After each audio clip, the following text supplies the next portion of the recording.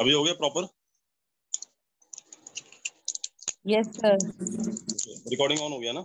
अगर रिकॉर्डिंग कभी भूल जाऊं तो आप मुझे बता देना, रिकॉर्डिंग मेरी ड्यूटी है, कोई भी क्लास ले रहा हो, ठीक है? Yes sir.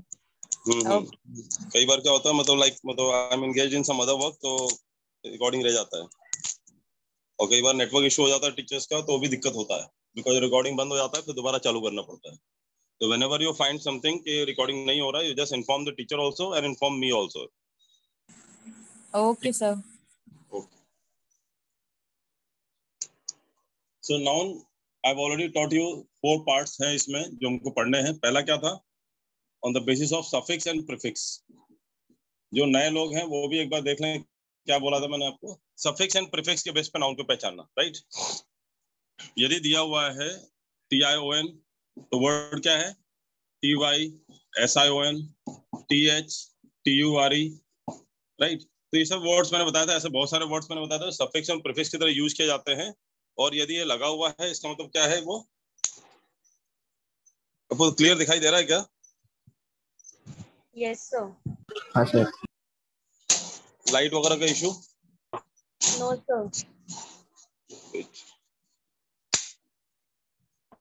Basically classes going on from home, तो इसलिए थोड़ा मुझे लग रहा है। अभी प्रॉपर है क्या लाइट?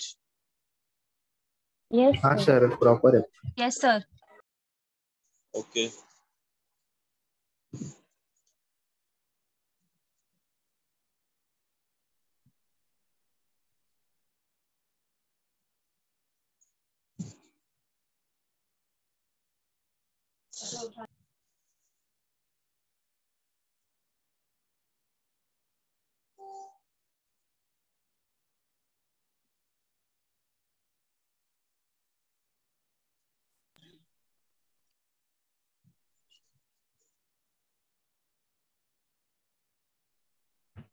बोर्ड नहीं दिख रहा क्या?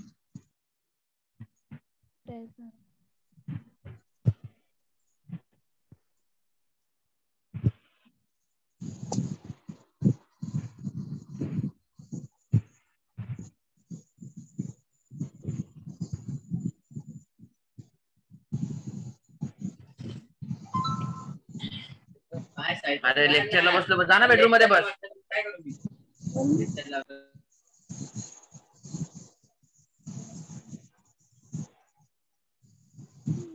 हेलो। हेलो, बोर्ड नहीं दिख रहा ना आपको? नहीं दिख रहा है सर। नहीं दिख रहा है सर।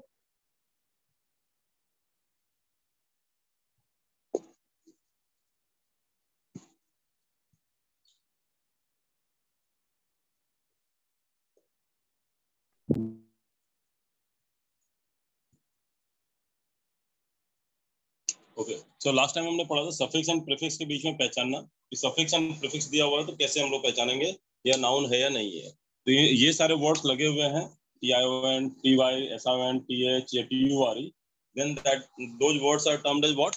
नाउन। एक तो हमने ये पढ़ा था सफिक्स एंड प्रीफिक्स के बेस पे। जिन्होंने पढ़ा हुआ है ठीक है, जिन्होंने नहीं पढ़ा हुआ है टेंशन ना लें, दैट विल बी रिपीटेड, दोबारा रिपीट होगा ये चीजें, ठीक है?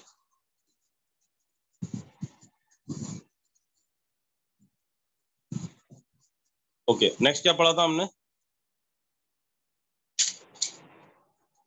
नेक्स्ट क्या पढ़ा था हमने? Kinds of noun. Kinds of noun, उसमें क्या पढ़ा था हमने? काउंटेबल नाउन है, काउंटेबल, अनकाउंटेबल। ओके, तो हमने जो नेक्स्ट पढ़ा था second, that was kinds of noun. Kinds of noun में पढ़ा था हमने काउंटेबल, अनकाउंटेबल, और वो जो हमने पढ़ा था proper noun, proper noun, common noun, और क्या था? Collective noun, collective noun, collective noun, material noun. Material ये नाउन। क्या कहलाता है? काउंटेबल। एक दिन से काउंटेबल नाउन है। All this three are termed as countable noun. और फिर क्या है? Material noun and abstract noun. Abstract noun. Abstract noun. ये दोनों क्या है? Uncountable noun. Uncountable. Uncountable noun जो गिन नहीं सकते हम लोग, राइट? तो हमने ये पढ़ा था कि काइंड्स ऑफ नाउन में, काइंड्स ऑफ नाउन हमने पढ़ा था, इसमें हमने पढ़ा था प्रॉपर नाउन, जो नाम होते हैं जैसे अशोक, दिल्ली, बॉम्बे, जो भी नाम है, नाम होते हैं। कॉमन नाउन मतलब क्या होता है, जो जाति है पूरी, जैसे मैं बोलूँ सिटी, बॉय, गर्ल, राइट। तो ये जितने कॉमन मतलब कॉमनली क्या बोलते हैं, जैसे फैन कॉमन नाउन है, बट वही अगर बोलूँ पोलर है, खेतान है, तो क्या है, प्रॉपर नाउन है। कलेक्टिव नाउन में क्या होता है, heard of cattle, pile of books, ठीक है, कोई भी collection, bunch of grapes, bunch of keys, तो ये क्या है, कलेक्टिव नाउन है। फ्लीट ऑफ शिप कलेक्शन है। ये तीनों क्या है, काउंटेबल है, गिन सकते हो आप। और मटेरियल नाउन है, मटेरियल नाउन में क्या होता है, जैसे iron, gold, silver, copper, water, या फिर और बताएं नाउन क्या था, ऑयल, मिल्क, ये जो चीजें हैं, इन सब चीजों से मिलकर कोई चीज बनाई जाती है, तो they are termed as what, material noun. क्या होता है, एब्स्ट्रैक्ट नाउन क्या होता है, इंटेंजिबल फीलिंग्स वाले। एब्स्ट्रैक्ट नाउन क्या होता है, फीलिंग्स वाले, मतलब भावना है, राइट। जैसे कि ऑनेस्टी है, ईमानदारी, और क्या, गुस्सा, दुख, मतलब हैप्पीनेस, सैडनेस, ऑनेस्टी, लव, प्यार, है ना, ये सब क्या है, एब्स्ट्रैक्ट नाउन है, फीलिंग्स है, अनटचेबल है, इंटेंजिबल है ये। तो ये क्या कहलाता है, अनकाउंटेबल, गिन नहीं सकते हो, राइट। तो ये हमने पढ़ा था काइंड्स ऑफ नाउन में। तो एक ये तरीका है नाउन पहचानने का, डिटेल में पढ़ा हुआ है ऑलरेडी, अपने वीडियो जो है अपलोडेड है यूट्यूब पे, जिन्होंने नहीं पढ़ा वो दोबारा देख सकते हैं। और जिनका छूट गया वो ये मैं सोचे छूट गया है, ऐसा नहीं कि नाउन से स्टार्ट होता है, हर चैप्टर अपने आप में इंपॉर्टेंट है, क्योंकि एग्जाम में यहाँ पे ये कोई स्कूल का सिलेबस नहीं है जहाँ पे दिया जाता है कि भाई ये वाला चैप्टर आएगा, इस चैप्टर से ये क्वेश्चन, इतने चैप्टर से ये इतने क्वेश्चन आएंगे। This is not the case, her chapter important होता है, और कोई फिक्स मतलब चैप्टर वाइज क्वेश्चन नहीं आते हैं। कई बार किसी चैप्टर से एक भी क्वेश्चन नहीं आता, किसी चैप्टर से 4 क्वेश्चन आ जाते हैं, तो ऐसा कोई फर्क नहीं पड़ता आपने कौन सा चैप्टर शुरू किया है, बट आपका 6 मंथ्स के अंदर पूरा सिलेबस कंप्लीट हो जाएगा। And those who are attending all the 3 batches, their course will be completed within 2.5 months, पूरा सिलेबस कंप्लीट हो जाएगा। So this is an opportunity for the people who are at home with lockdown. Lockdown में नुकसान नहीं, उनको फायदा है। ओके, नेक्स्ट हमने क्या पढ़ा था, एस आएगा या नहीं आएगा, और विदाउट एस। तो हमने ऐसे नाउन पढ़े थे जो एस के साथ लगाए जाते हैं, या फिर ऐसे नाउन पढ़े थे जिनको एस लगा नहीं सकते हमने। जैसे एस लगा नहीं सकते, विदाउट एस वाले बताओ, जैसे कौन से, फर्नीचर, इंफॉर्मेशन, इंफॉर्मेशन, मनी होता है, मनीज नहीं होता है, कमिटी होता है, अथॉरिटी होता है, पुलिस होता है, पुलिसेस नहीं होता है, राइट, गवर्नमेंट होता है, कमिटी होता है, ऑडियंस होते हैं, ऑडियंसेस नहीं होता कभी। तो ये जो वर्ड पे एस नहीं लगाते हैं। अच्छा, कुछ वर्ड ऐसे पढ़े थे हमने जहाँ पे एस लगाना ही पड़ता है। कौन कौन से पढ़े थे हमने,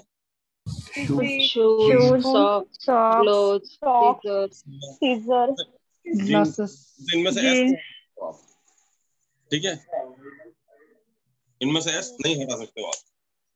और कुछ ऐसे वर्ड्स पढ़े थे, इसके बाद हमने इसी केस में हमने और भी पढ़े थे। क्या पढ़ा था हमने, ऐसे वर्ड जहाँ पे एस लगा भी सकते हो, नहीं भी लगा सकते हो। जैसे कि हमने पढ़ा था एसेट और assets, glass, glasses, right. I am just telling you few things. The asset मतलब क्या होता है, the beauty is her asset, her beauty is her asset, उसकी सुंदरता ही उसकी एसेट है, प्रॉपर्टी है। और एसेट्स क्या होता है, I have lot of assets in Mumbai and Pune, ये क्या होता है, प्रॉपर्टी, मकान, बिल्डिंग, कार, बंगला, है ना, ये सब है। और ये वाला एसेट कौन सा, मेरे पास माँ है, समझा आपको, मतलब ये फीलिंग वाला एसेट है, इंटेंजिबल है, मतलब छू नहीं सकते हो आप, इंटेंजिबल है ये, इंटेंजिबल प्रॉपर्टी है।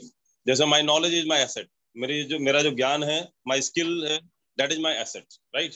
My knowledge is my asset, my like you can say her beauty है हर एसेट, उसकी सुंदरता है उसकी एसेट है। या फिर बोल सकते हो कुछ भी चीज, कोई भी फीलिंग या कोई भी इंटेंजिबल प्रॉपर्टी जो क्वालिटी है, जैसे his honesty is his asset, उसकी ईमानदारी है, उसकी क्या है, उसकी प्रॉपर्टी है। और ये वाली प्रॉपर्टी कौन सी होती है, मकान, गाड़ी, बंगला, वो वाली प्रॉपर्टी की बात कर रहे हैं, एसेट्स, एस लग जाता था।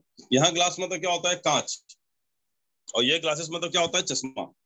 Like the glass of the window pan is broken, मतलब घर का जो कांच है टूटा हुआ है, तो ग्लास है, ठीक है। और ये ग्लासेस क्या है, give me where is my pair of glasses, मेरा चश्मा कहाँ है, तो ये ग्लासेस में चश्मा हो जाता है। तो एस आ भी सकता है, नहीं भी आ सकता है, लेकिन क्या हो जाता है, मीनिंग बदल जाता है वर्ड्स का। तो हमने ये पढ़ा था। इसके बाद क्या पढ़े थे हमने, कुछ हाइफिन्स वाले पढ़े थे हमने, कि हाइफन लगा कैसे बनाया जाता है। जैसे हमने पढ़ा था 5 year old, 5 year old boy, और वही अगर हमने 5 year old boy में हमने दोनों जगह क्या लगाया था, डाइजेस्ट लगाते हैं। डाइजेस्ट नहीं बोलते, क्या बोलते हैं इसको, हाइफन। हाइफन HYPHEN हाइफन बोलते हैं इसको, है ना। तो ये हाइफन लगा के बनाया जाता है। लेकिन अगर ये हाइफन हटा दें तो क्या हो जाएगा, 5 years old boy। तो फिर यहाँ पे जो टाइम लिखा रहता है, ये टाइम जो होता है प्लूरल हो जाता है। मतलब कैसा हो जाता है, 5 years एस लग गया यहाँ पे, ओल्ड बॉय। अगर आप हाइफन हटाओगे तो टाइम के साथ एस लगाना ही पड़ता है आपको। ये पढ़ा था हमने, क्लियर है। और क्या पढ़ा था हमने इसके बाद,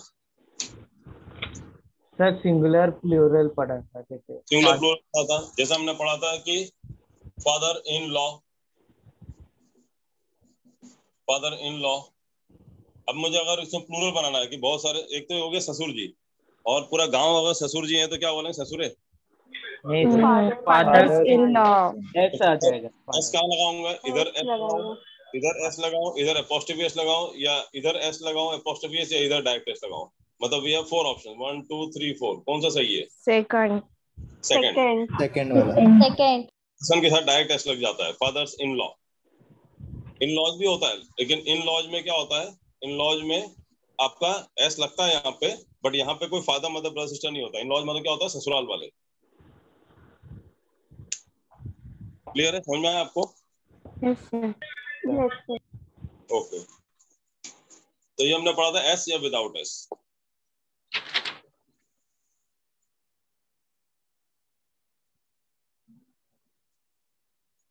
फिर हमने वो पढ़ा था कि नंबर के साथ लगा हो तो क्या होता है। जैसे 5 डजन होता है, 5 डजन एक्स। लेकिन अगर ये 5 नहीं लिखा हो तो क्या आएगा, अगर गिनती नहीं पता हमें तो क्या आएगा, डजन ऑफ एक्स। मतलब ये 5 डजन ऑफ एक्स नहीं हो सकता है ना। यहाँ पे क्या क्या नहीं आएगा, ऑफ भी नहीं आएगा, और यहाँ पे डजन में एस भी नहीं आएगा पहले वाले केस में। ये भी सही है, ये भी सही, फर्स्ट भी सही है, सेकंड भी सही है। लेकिन अगर यहाँ पे नंबर लिखा हुआ है तो फिर ऐसा आएगा 5, फिर यहाँ पे एस नहीं आएगा, डजन, फिर ऑफ नहीं आएगा, एक्स। अगर नंबर नहीं लिखा है तो फिर क्या आएगा, डजन्स, यहाँ पे एस भी आएगा, ऑफ भी आएगा, फिर आएगा एक्स। यहाँ पे नंबर नहीं लिखा है तो। जैसे मैंने आपको बताया था कि कलकत्ता में रैली चल रही है मोदी जी की, है ना। तो कितने लोग घूम रहे हैं वहां पे, आपको पता है कितने लोग हैं? कितने लोग रैली में हैं? No sir, you are not aware of it, right. तो आपको नहीं पता, क्या बोलोगे, lakhs of people were there in the rally. क्या बोलोगे, lakhs of people were there in the Modi rally. समझ में आ रहा आपको, लैक्स ऑफ पीपल आएगा। लेकिन अगर आपको पता है पीपल्स नहीं आएगा। क्या बोल रहे हो सर, एस नहीं लगेगा पीपल में। पीपल में एस थोड़ी लगता बेटा, पीपल तो अपने आप प्लूरल है ना। अच्छा, ठीक है, हाँ। अगर वही अगर होता है लैक्स ऑफ मैंगोज होगा या लैक्स ऑफ मैंगो होगा, मैंगोज काउंटेबल है, वो गिन सकते हो आप, ठीक है। लेकिन अगर मैं बोलूं वहां पे, अगर आपको एग्जैक्टली पता है कि 5 लाख लोगों ने रैली में भाग लिया था, तो कैसे बोलोगे, 5 lakh people attended the rally. समझा आपको? Yes sir. ओके, ये पढ़ा था हमने। इसके अलावा सर हमने सिंगुलर और प्लूरल पढ़ा था किसी सर्टेन वर्ड का। जैसे हमने पढ़ा एजेंडम होता है सिंगुलर, एजेंडम होता है सिंगुलर, और एजेंडा होता है प्लूरल। इस बैक्टीरियम होता है सिंगुलर, और बैक्टीरिया होता है प्लूरल, ठीक है।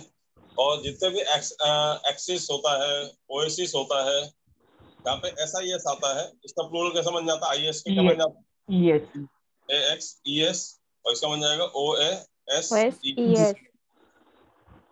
तो जहाँ पे SIS आता है वहाँ पे SES लग जाता है। ये हमने सिंगुलर प्लूरल पढ़ा था, राइट। हाँ सर। चलो, एस आएगा नहीं आएगा, इससे क्वेश्चन ज्यादा आता है एग्जाम में। मतलब आपको 2 चीज बहुत ज्यादा हेल्प करने वाली, सफिक्स एंड प्रीफिक्स, और दूसरा एस आएगा या नहीं आएगा, इसके बेस पे। अगला क्या पढ़ा था हमने, जो लास्ट हमने जाने से पहले जो लास्ट टाइम पढ़ा था हमने, वो क्या पढ़ा था हमने? Noun है ना, नाउन, फिर बीच में प्रेपोजिशन, प्लस नाउन, फिर नाउन दिया हो, उस केस में ये जो दोनों नाउन है वो दोनों सिंगुलर होंगे, उसमें एस नहीं लगेगा। जो दोनों नाउन है वहां पे सिंगुलर होगा, एस नहीं लगेगा। ठीक है, दिख रहा है ना आपको? तो देखें आप, डे बाय डे हमने ऐसा पढ़ा था। अब यहाँ डेज बाय डेज नहीं होगा, क्या होगा? डे बाय डे, क्योंकि बाय क्या है? बाय क्या है? प्रीपोजिशन, preposition है। और डे क्या है? Days by Noun.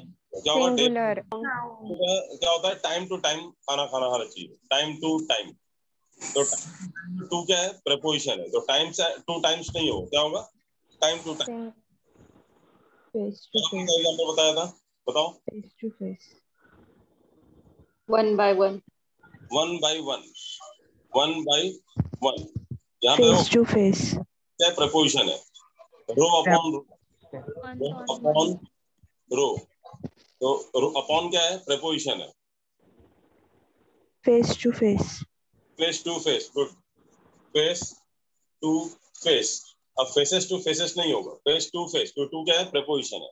अभी समझ में आ गया? यस सर समझ। Step by step, sir. Step by step, good. तभी समझ में आया आपको? ये हमने Yes. पढ़ा था इसमें। नाउ ये 3 पार्ट हो गए हमारे। Now today is the last part of noun. इसके बाद हम लोग न्यू चैप्टर चालू करेंगे, सबको समझ में आएगा जो लोग नए हैं। सर डे बाय डे में बाय प्रीपोजिशन है तो डे सिंगुलर होगा ना? हाँ, डे बाय डे थोड़ी होगा, डे बाय डे होगा ना। Day okay, by day. बाय क्या है? प्रेपोजिशन है, तो डे बाय डे। ओके, ठीक है, ऐसा बहुत सारे एग्जांपल्स हैं जहाँ पे पेज में प्रेपोजिशन लगा दोनों तरफ लिखा जाता है सेम वर्ड, तो वहां पे उस केस में एस नहीं लगाते हम लोग दोनों के साथ। दोनों सिंगुलर होते हैं, दोनों नाउन सिंगुलर होंगे। अभी याद करोगे तो बहुत सारे आएंगे आपके दिमाग में।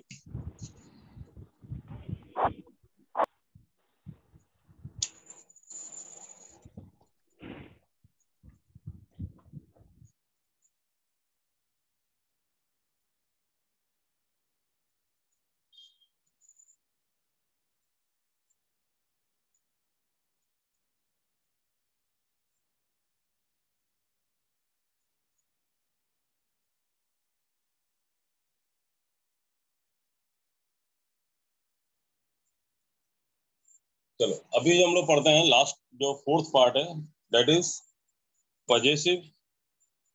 अच्छा, पजेसिव केस से पहले मैं आपको बता दूं, नाउन के भी जैसे 4 पार्ट होते हैं। नॉमिनेटिव केस ऑफ प्रोनाउन, एक होता है केस ऑफ नाउन। देख लें आप क्या होता है। प्रोनाउन में सुना ही होगा, केस ऑफ नाउन भी होता है। पहला होता है nominative case of pronoun. Nominative, ये आपको कोई काम का नहीं है, बस आपको पता होना चाहिए। Nominative case. दूसरा क्या होता है, दिख रहा है ना आपको बोर्ड पे? Objective case, objective case of noun, nominative case of noun. और तीसरा होता है पजेसिव केस ऑफ नाउन। और चौथा होता है vocative case of noun. Vocative case of noun. Subjective case of noun मतलब ये नॉमिनेटिव को हम लोग सब्जेक्टिव भी कहते हैं, तो ये सब्जेक्ट बनता है सेंटेंस का। इसको सब्जेक्टिव केस भी कहते हैं। ये ऑब्जेक्टिव केस, ये पजेसिव केस, ये वोकेटिव केस। होता क्या है केस ऑफ नाउन में? हिंदी में कारक कहते हैं। ठीक है, केस ऑफ नाउन। तो nominative case, objective case, positive case and vocative case. तो नॉमिनेटिव केस में क्या होता है, ये हम लोग बोलते भी इसको नॉमिनेटिव, या हम लोग सब्जेक्टिव भी यूज करते हैं। तो ये ज्यादातर क्या होता है, सेंटेंस का सब्जेक्ट बनता है। जैसे बोलते हैं हम लोग, कोई बात बोलते हैं, Delhi is our capital city. Delhi is our capital city. अब यहाँ देखो आप, तो दिल्ली क्या है? नाउन है। और नाउन होने की वजह से क्या है, सेंटेंस है, क्या बन रहा है? ये नॉमिनेटिव केस है कि ऑब्जेक्टिव केस है? ये सेंटेंस है, क्या है? सब्जेक्ट है कि ऑब्जेक्ट है? दिल्ली सब्जेक्ट। ये सब्जेक्टिव केस ऑफ नाउन हो गया, या नॉमिनेटिव केस ऑफ नाउन हो गया दिल्ली। समझा आपको? Mohan is my brother. Mohan क्या है वहां पे? Subject. ठीक है, तो यहाँ पे सब्जेक्ट ऑफ द सेंटेंस बनेगा वो। सब्जेक्ट ऑफ द सेंटेंस जो बनेगा that is called nominative case. Objective case मतलब क्या बनेगा वो? Object of the sentence. Object of the sentence. Object of the sentence जैसे मतलब क्या बोलूं? बताओ sentence. I am going to Delhi. चलो मैं लिखूं, आई एम समझ में नहीं आएगा, मैं लिख देता हूँ Mohan is going to Delhi. यहाँ पे मोहन क्या है? Subject. सब्जेक्ट। मतलब कौन सा केस है नाउन का? Nominative case. और दिल्ली क्या है यहाँ पे? ये भी तो नाउन है, लेकिन ये क्या है यहाँ पे? Object. Objective case. ऑब्जेक्ट है वो। समझा ना आपको? सब्जेक्ट ऑब्जेक्ट आपने एक्टिव पैसिव में देखा होगा ना, सब्जेक्ट होता है ऑब्जेक्ट बन जाता है, ऑब्जेक्ट सब्जेक्ट बन जाता है। तो Mohan is going to Delhi, तो दिल्ली क्या है? सब्जेक्ट है, सॉरी ऑब्जेक्ट है, और मोहन क्या है? सब्जेक्ट है। जो लास्ट में आता है सेंटेंस के वो ऑब्जेक्ट कहलाता है, ऑब्जेक्टिव केस। और जो स्टार्टिंग में आता है वो क्या कहलाता है? Subjective case. सेंटेंस का सब्जेक्ट बनता है कि जो हमारा सेंटेंस बनता है, कोई भी सेंटेंस कैसा बनता है? Subject plus verb plus object. यही बनता है ना सेंटेंस हमारा। कोई भी इंग्लिश का स्ट्रक्चर बनाओगे तो पहले क्या लगता है? सब्जेक्ट। उसके बाद क्या लगता है? वर्ब। उसके बाद क्या लगता है? ऑब्जेक्ट। कभी भी कोई भी सेंटेंस इंग्लिश का बनेगा तो इसी स्ट्रक्चर में बनता है, subject plus verb plus object. कोई भी सेंटेंस इंग्लिश का बनेगा, दुनिया कोई भी सेंटेंस बनाओगे, प्रोसीजर वर्ब प्लस ऑब्जेक्ट। तो जो सब्जेक्ट होता है स्टार्टिंग में होता है that is called subjective case या नॉमिनेटिव केस, और जो बाद में लगता है लास्ट में क्या लगता है? ऑब्जेक्टिव केस या sorry objective case of the sentence. अब आता है बात जो नेक्स्ट पॉजिटिव केस। वो क्या होता है? लिखना है क्या आप लोगों को ये? सर ये नाउन में का एच पॉइंट है क्या? क्या एच पॉइंट शुरू है नहीं, एच आई हो गया तो ये एच है ना? I am not getting it. क्या बोल रहे हो बेटा? सर अभी तक वो noun plus preposition plus noun हो गया ना, वो आई पॉइंट था, तो फिर ये वाला एच है क्या? हाँ, आई के बाद एच है। हाँ, ऐसा बोल रहा हूँ। नहीं नहीं नहीं, वो एच नहीं है, ये अलग ही है। केस ऑफ नाउन यहाँ से अलग हो गया। ये हम लोग पढ़ रहे हैं अभी, थोड़ा अलग चीज पढ़ रहे हैं। मतलब ये समझ लो अलग पार्ट है, ये फोर्थ पार्ट है। वो थर्ड पार्ट का पार्ट था ना, ये फोर्थ पार्ट है। ओके नाउन को 4 पार्ट में डिवाइड किया हुआ मैंने। ओके थैंक पहला था सफिक्स और प्रीफिक्स, दूसरा था काइंड्स ऑफ नाउन, तीसरा था हमारा एस आएगा या नहीं आएगा, आएगा तो किस कंडीशन में कैसा कैसा रहेगा। नाउ ये चौथा पॉइंट है जहाँ पे हमने बात किया था एपोस्ट्रोफी एस वगैरह पढ़ेंगे ना। एपोस्ट्रोफी एस आएगा तो डायरेक्ट एस आएगा, या एपोस्ट्रोफी अंदर आएगा या बाहर आएगा, तो उसके लिए बेस है ये। तो फोर्थ पॉइंट है ये नाउन का। तो पॉजिटिव केस। अब अगला कौन? ये लिख लिया आपने? Yes, sir. बोर्ड मिटा दूं? हाँ सर। नाउ अगला पार्ट है पॉजिटिव केस। पॉजिटिव केस मतलब क्या होता है? ये रिलेशन और पोजीशन शो करता है। मतलब ये नाउन के बीच में रिलेशन या पोजीशन शो करने के लिए यूज किया जाता है। Positive case of noun relation या पोजीशन शो करने के लिए यूज करते हैं। जैसे अगर बोलूं this is Mohan's book, this is Mohan's book, this is Mohan's book, तो ये मोहन की किताब है। तो ये मोहन्स क्या हो गया? या एपोस्ट्रोफी लगने की वजह से क्या हो गया? की, ये आ गया ना। और ये की क्या बता रहा है? रिलेशन किससे? मोहन का किससे रिलेशन बता रहा है? बुक से। आ रहा समझ में? और मोहन का क्या कर रहा है? पोजीशन शो कर रहा है। पोजीशन का मतलब क्या होता है? जब बिल्डर से आप मकान लेते हो तो मकान पे क्या देता है आपको? पोजीशन लिख के देता है ना बाद में कि मकान आपका हो गया, कब्जा शो करता है। पोजीशन का मतलब क्या होता है? कब्जा। कब्जा, कब्जा आपका। जैसे बोलते हैं ना मेरे मतलब इस पे पोजीशन है, मतलब पोजीशन नहीं दिया अभी बिल्डर ने, अभी तक मकान तो बना दिया लेकिन अभी तक पोजीशन नहीं दिया। पोजीशन का मतलब क्या होता है? ओनरशिप। ओनरशिप। Getting it? तो यहाँ पे दिस इज मोहन्स बुक, तो ये बुक का ओनर कौन है? मोहन। मोहन। तो मोहन भी नाउन है, बुक भी नाउन है, और इन दोनों बीच में रिलेशन शो करने के लिए एपोस्ट्रोफी लगा दिया मैंने। और वो जो एपोस्ट्रोफी लगाने के बाद वो क्या हो रहा है? मोहन का एक ओनरशिप आ गया बुक के ऊपर, पोजीशन आ गया, राइट। तो ये रिलेशन या पोजीशन शो करने के लिए यूज करते हैं हम लोग पॉजिटिव केस ऑफ नाउन। और पॉजिटिव केस का ही पार्ट है एपोस्ट्रोफी एस। एपोस्ट्रोफी एस जो लग रहा है ये पॉजिटिव का ही पार्ट, समझा आपको? हेलो। हेलो। हाँ सर, ये अगर एक एग्जांपल है, Sita is Mohan wife. Sita is Mohan wife नहीं होता, सीता इज मोहन्स वाइफ।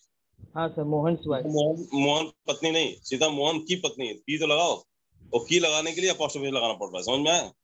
तो आएगा सीता मोहन पत्नी, ऐसा बन जाएगा। सीता इज मोहन वाइफ, अगर मैं ऐसा लिख देता हूँ, इसका मतलब क्या हुआ? सीता मोहन पत्नी। अब वो किसकी पत्नी नहीं पता चल रहा है, मोहन का कब्जा शो करना है तो मोहन्स वाइफ लिखना पड़ेगा आपको। ओके, समझ में आ रहा है आपको? Yes sir. तो मोहन क्या बन जाएगा? Positive case of noun. ठीक है, वाइफ भी नाउन है। कौन सा नाउन है? वाइफ कौन सा नाउन है? सीता भी नाउन है। Common noun. कॉमन नाउन है। क्या है? नॉमिनेटिव केस है, सब्जेक्टिव केस है। वाइफ क्या है? Objective case. मोहन क्या है? पॉजिटिव केस है। लेकिन मोहन और वाइफ में अगर देखा जाए तो मतलब हम लोग सीता बोले या मोहन बोले, ये दोनों नाम है, तो ये क्या हो गया आपके? कौन सा है? प्रॉपर नाउन है। और वाइफ क्या है? Common noun. कॉमन नाउन है। किसी की वो वाइफ ही कहलाएगी, ठीक है, चाहे वो सीता हो, गीता हो, रीता हो, चाहे मीता हो, कोई भी हो। समझा आपको? तो वाइफ इज कॉमन नाउन। तो यहाँ पे पोजीशन शो करने के लिए यूज करते हैं रिलेशन या position. Last one is vocative noun. Vocative noun क्या होता है? Vocative noun is it is used to actually it is used to address someone. ये एड्रेस कौन सा एड्रेस है? घर का एड्रेस नहीं बोल रहा हूँ मैं, एड्रेस करना। जैसे अगर बोलूं कि चलो आप बताओ, आप लोग में से किसी का नाम ले लूं? अंकुश। Yes sir. अंकुश, से समथिंग। अंकुश, से समथिंग, से समथिंग। अब ये क्या हो गया? मैंने क्या किया? अंकुश को क्या किया? अंकुश से समथिंग ऐसा कॉमा डाल के बोला, इसका मतलब क्या हुआ? अंकुश को क्या किया मैंने? एड्रेस किया, है ना? अब मैं बोलूं now Ankush will say something, तो वो भी क्या कर रहा हूं मैं? एड्रेस कर रहा हूँ। एड्रेस कर रहा हूँ। कम हियर,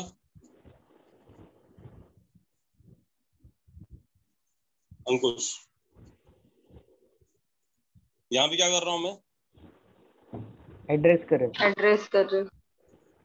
या फिर मैं चलो इसी को उल्टा कर देता हूँ, अंकुश से समथिंग, या बोलूं से समथिंग अंकुश, से समथिंग अंकुश। ये दोनों ही केस में आप देखो, आप दोनों ही केस में अंकुश को क्या कर रहा हूँ मैं? एड्रेस कर रहा हूँ। इसे कहते हैं हम लोग vocative case of noun. Vocation मतलब वोकेटिव मतलब वोकल, वोकल मतलब क्या होता है? उसको बोल के बता रहे हैं कि कौन है, क्या है, कैसा है। जब बोलो मोहन कम हेयर, या कम हेयर मोहन, तो मैं क्या कर रहा हूँ? मोहन क्या कर रहा हूँ मैं? एड्रेस कर रहा हूँ मैं। एड्रेस करना मतलब क्या होता है? संबोधित करना, यही होता ना? Yes sir. एड्रेस करना मतलब now our chief minister will address you all. अब मुख्यमंत्री जी आपको संबोधित करेंगे। सुना है कि नहीं सुना ऐसा? ये वो वाला एड्रेस है, आपका घर का एड्रेस नहीं है। समझ में आया कौन सा एड्रेस है? Yes sir. है ना? नाउ मतलब further the meeting will be addressed by the chairman या बाय द मैनेजिंग डायरेक्टर। तो एड्रेस करना मतलब क्या होता है? संबोधित करना। वो सेंस में यूज किया जाता है। अंकुश को संबोधित किया जा रहा है, यहाँ भी अंकुश को संबोधित किया जा रहा है। तो दैट केस में this Ankush is termed as what? Vocative case. वहाँ कॉमन आके कर दिया जाता है, that is called what? Vocative case. अभी समझ में आया नाउन के केसेस? केस ऑफ नाउन समझ में आया आपको? नॉमिनेटिव केस क्या होता है? क्या सर? नॉमिनेटिव केस क्या होता है? Subject of the sentence. Case क्या होता है नाउन का? Object of the sentence. Case क्या होता है? रिलेशन ऑफ या पोजीशन दिखाता एस है। लग जाता है। रिलेशन वोकेटिव केस क्या आता है? यूज टू एड्रेस करने के समथिंग। ठीक है, ओके। सर हाँ बोलो। मेरा ये इंग्लिश का पहला लेक्चर है, तो ये पहले जो 3 पार्ट है नाउन के वो बाद जी में हो जाएंगे ना? हाँ होगा ना बेटा, दोबारा होगा ना, रिपीट होगा वो सब चीजें। कोई भी चीज आपको ऐसा नहीं है, आपको 6 months थी, you have might have been told by the counsellors that be getting 6 months, the course will complete in 6 months. So if you are attending only one lecture at a time, like morning 7 to 9 or this 11:30 to 1:30 or evening 7 to 9, if either of the batch you are attending, then your syllabus will be completed with pre, mains, interview and everything within 6 months. Getting it? Correct, but video बहुत हो the गए basics are getting cleared for all other subjects, but for English, how is it? See, English, there is no basic, ma'am. There is no basic. Noun has nothing to do with pronoun. Pronoun has nothing to do with subject verb agreement. It has nothing to do with active passive voice. It has nothing to do with direct and indirect speech. So there is nothing sort of basic का मतलब क्या होता है? Basic का actual मेरे नजर में तो मतलब होता है सिर्फ मैथ्स एंड मैथ्स में होता है बस, और किसी में बेसिक नहीं होता है, बाकी सब में चैप्टर होते हैं। अगर आपने कोडिंग रिकॉर्डिंग पढ़ा तो उसका ब्लड रिलेशन से कोई लेना देना नहीं है। जो चैप्टर बंडल में होता है जहां पे एक दूसरे रिलेशन होता है ना, वहां काम आता है, बाकी कोई बेसिक नहीं होता है। बेसिक मैथ्स में होता है क्योंकि वहां पे बेसिक मैथ्स में क्या होता है, कैलकुलेशन। क्योंकि आपको कोई भी चैप्टर करोगे उसमें काटा पीटी करनी पड़ती है, ठीक है, आपको स्क्वायर रूट यूज करना पड़ता है, मल्टीप्लाई करना पड़ता है, रेशियो निकालना पड़ता है, एवरेज निकालना पड़ता है। तो ये सब जो चैप्टर्स होते हैं वो बेसिक होते हैं मैथ्स में। बट इंग्लिश में अगर मैंने नाउन पढ़ाया, कल आपको मैं सब्जेक्ट वर्ब एग्रीमेंट पढ़ाऊंगा, तो जिसको नाउन आता है ऐसा नहीं सब्जेक्ट वर्ब एग्रीमेंट उससे बनने लगेगा, नहीं बनेगा उससे। ऐसा नहीं कि अगर ये पढ़ लिया, नाउन पढ़ लिया तो टेंसेस उससे बनने लगेंगे। Are you getting it? तो सभी चैप्टर इंडिविजुअल हैं। वहां पे बेसिक मतलब क्या होता है, जहाँ चैप्टर एक दूसरे पे डिपेंडेंट हो। तो मैथ्स में कैलकुलेशन जो होता है वो डिपेंडेंट हो जाता है, क्योंकि कैलकुलेशन हर जगह काम आएगा। इधर you are doing simple interest, compound interest, इधर यू आर डूइंग प्रोबेबिलिटी, इधर you are doing time and work, सब में काटापीटी करनी पड़ती है। तो काटापीटी जो होता है ना मैथ्स का, that is called basic. Otherwise chapter का कोई लेन देना नहीं होता है।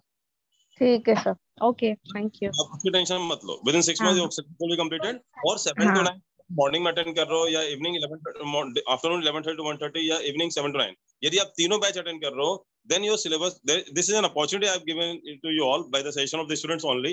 Some of the students have suggested me कि सर हम लोग लॉकडाउन में दिन भर फ्री हैं, तो instead of attending only one lecture और फिर सुबह शाम तक अगर एक ही चैप्टर चलाते हो, नाउन नाउन नाउन तीनों पढ़ाते हैं, तो हमारे लिए कोई वर्थ नहीं होता कि एक ही चैप्टर मिलता है तीनों time. But if you have distributed like this, morning में अलग चैप्टर, दोपहर में अलग चैप्टर, शाम को अलग चैप्टर, तो विद इन 3 वीक्स अगर देखा जाए, अगर हमारा सिलेबस कंप्लीट होता है, चैप्टर कंप्लीट होता है, तो एक साथ 3 चैप्टर कंप्लीट होता है instead of completing one chapter. तो उन लोगों को जो दिन भर तीनों बैच अटेंड कर रहे हैं, तो they can complete their syllabus with in 2.5 months। ये अपॉर्चुनिटी उनको दी गई है। बट अगर आप रेगुलर नहीं कर पा रहे हो, तीनों बैच अटेंड नहीं कर सकते हो, पॉसिबल नहीं है, you are working somewhere, then no issues, you have been already committed for 6 months syllabus. आप ये नहीं बोल सकते सर मेरा 2 महीने में क्यों नहीं हुआ। Getting it? Yes sir. Sir video और वॉइस दोनों पॉज हो रहा है बीच बीच में। पॉज हो रहा है क्या? नहीं, आपका नेटवर्क मेरे यहाँ तो सर ना क्लियर है। हाँ, मेरे यहाँ पे दिक्कत नहीं हो रही, वो आपका नेटवर्क इशू हो सकता है। देखो बड़ा, यहाँ पे दोनों जगह में दिक्कत होती है। यदि आपका नेटवर्क इशू हो तो भी दिक्कत है, मेरा नेटवर्क इशू हुआ तो भी दिक्कत है ना। लेकिन आप पूछ लिया करो, कई बार ऐसा ना सोचा कि मेरा ही आपका ही गलत हो रहा है। कई बार मेरे यहाँ पे अगर नेटवर्क इशू हो रहा है, लेकिन मेरे यहाँ नेटवर्क इशू हो रहा है, सबको प्रॉब्लम आएगी।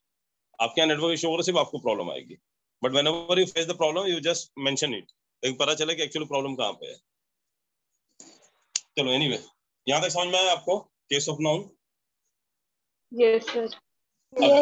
का जो पार्ट है उसी में अब देखते हैं हम लोग। फोर्थ पार्ट का ही पार्ट है ये, फोर्थ का पजेसिव केस। ये बहुत इंपॉर्टेंट है, पजेसिव केस। पजेसिव केस, और पजेसिव केस जो हम लोग बोलते हैं apostrophe S, apostrophe S, apostrophe S. इसको हम लिखते हैं ऐसे, देखा है ना एपोस्ट्रोफी एस, जैसा भी हमने पढ़ा था मोहन है ना, राम्स वाइफ, वैसा एपोस्ट्रोफी। तो एपोस्ट्रोफी एस जो है ऐसे डिनोट किया जाता है, एपोस्ट्रोफी को ऐसे डिनोट करते हैं, ये एपोस्ट्रोफी। ये जो वर्ड लिखा है एपोस्ट्रोफी, ये ऐसे लिखा जाता है, मतलब एस के पहले ऐसा डाल दिया जाता है, एपोस्ट्रोफी। समझा आपको? सर एक बार फिर से रिपीट करो ना, नेटवर्क इशू बहुत हो रहा है। ओके, पजेसिव केस जो होता है, पजेसिव का मतलब क्या होता है? कब्जा। कब्जा शो करने का 2 तरीका होता है इंग्लिश में। कब्जा शो करने का 2 तरीका होता है। एग्जाम में भी आपको क्वेश्चन आता है, यदि कोई क्या बोलते हैं लिविंग थिंग है, तो लिविंग थिंग में अपोस्ट्रोफी एस डाल के उसका कब्जा शो किया जाता है। यदि कोई नॉन लिविंग थिंग है तो ऑफ लगा के कब्जा शो किया जाता है। ये बहुत इंपॉर्टेंट पॉइंट है, जिसपे बेस पे क्वेश्चन आते हैं एग्जाम में। जैसे अगर बोलूं टेबल्स लेग इज ब्रोकन,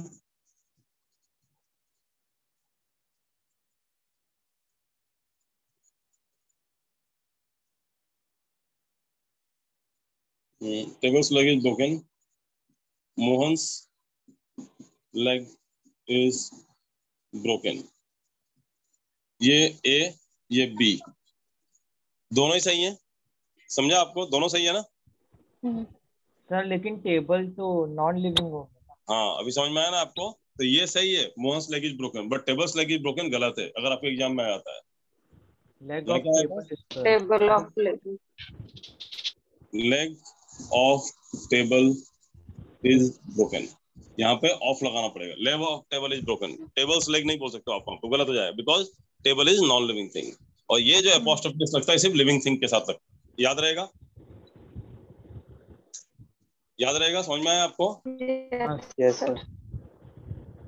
तो टेबल्स लेग इज ब्रोकन, तो लेग ऑफ टेबल होगा, टेबल्स लेग होगा। ये बहुत बार एग्जाम में आता है, एसएससी में भी आया, बैंकिंग में भी आया ये चीज। टेबल लेग ऑफ टेबल होगा या टेबल्स लेग होगा, क्योंकि मैं जो पढ़ा रहा हूँ ना ये एग्जाम पॉइंट ऑफ व्यू से पढ़ाता हूँ। ये आपके स्कूल के जो बुक है उसके मेथड से नहीं है, न रैंडम मार्टिन से है न किसी और बुक से है, ठीक है, न नेस्फिल्ड से। ऐसा कोई बुक से यूज नहीं किया मैंने। ये जो एक्चुअली आपके जो एग्जाम पैटर्न में आते हैं, जब बैंक हो, रेलवे में तो हर आता ही नहीं है, एसएससी हो या दूसरे भी जितने एग्जाम्स हो रहे कॉम्पिटिटिव एग्जाम्स, उनमें जैसे क्वेश्चन पूछे जाते हैं उसी बेस पे मैंने सिलेबस बनाया हुआ है, उसी बेस पे चैप्टर पढ़ाता हूँ मैं। It has nothing to do with your book syllabus. तो लेग ऑफ टेबल नहीं होता है, क्या होता, सॉरी टेबल्स लेग नहीं होता, क्या होता है? Leg of table. और क्यों होता है लेग ऑफ टेबल? क्यों होता है leg of? Table non-living thing is. Because table is non living thing. Mohan's leg होगा या लेग्स ऑफ मोहन होगा? लेग ऑफ मोहन बोल सकते हैं क्या? नो नहीं नो सर। नहीं बोल सकते। क्यों नहीं बोल सकते? Because Mohan is living. Living. Living thing. आपको Yes, sir. ओके, ये बहुत इंपॉर्टेंट पार्ट था, ये एग्जाम में पूछा जाता है।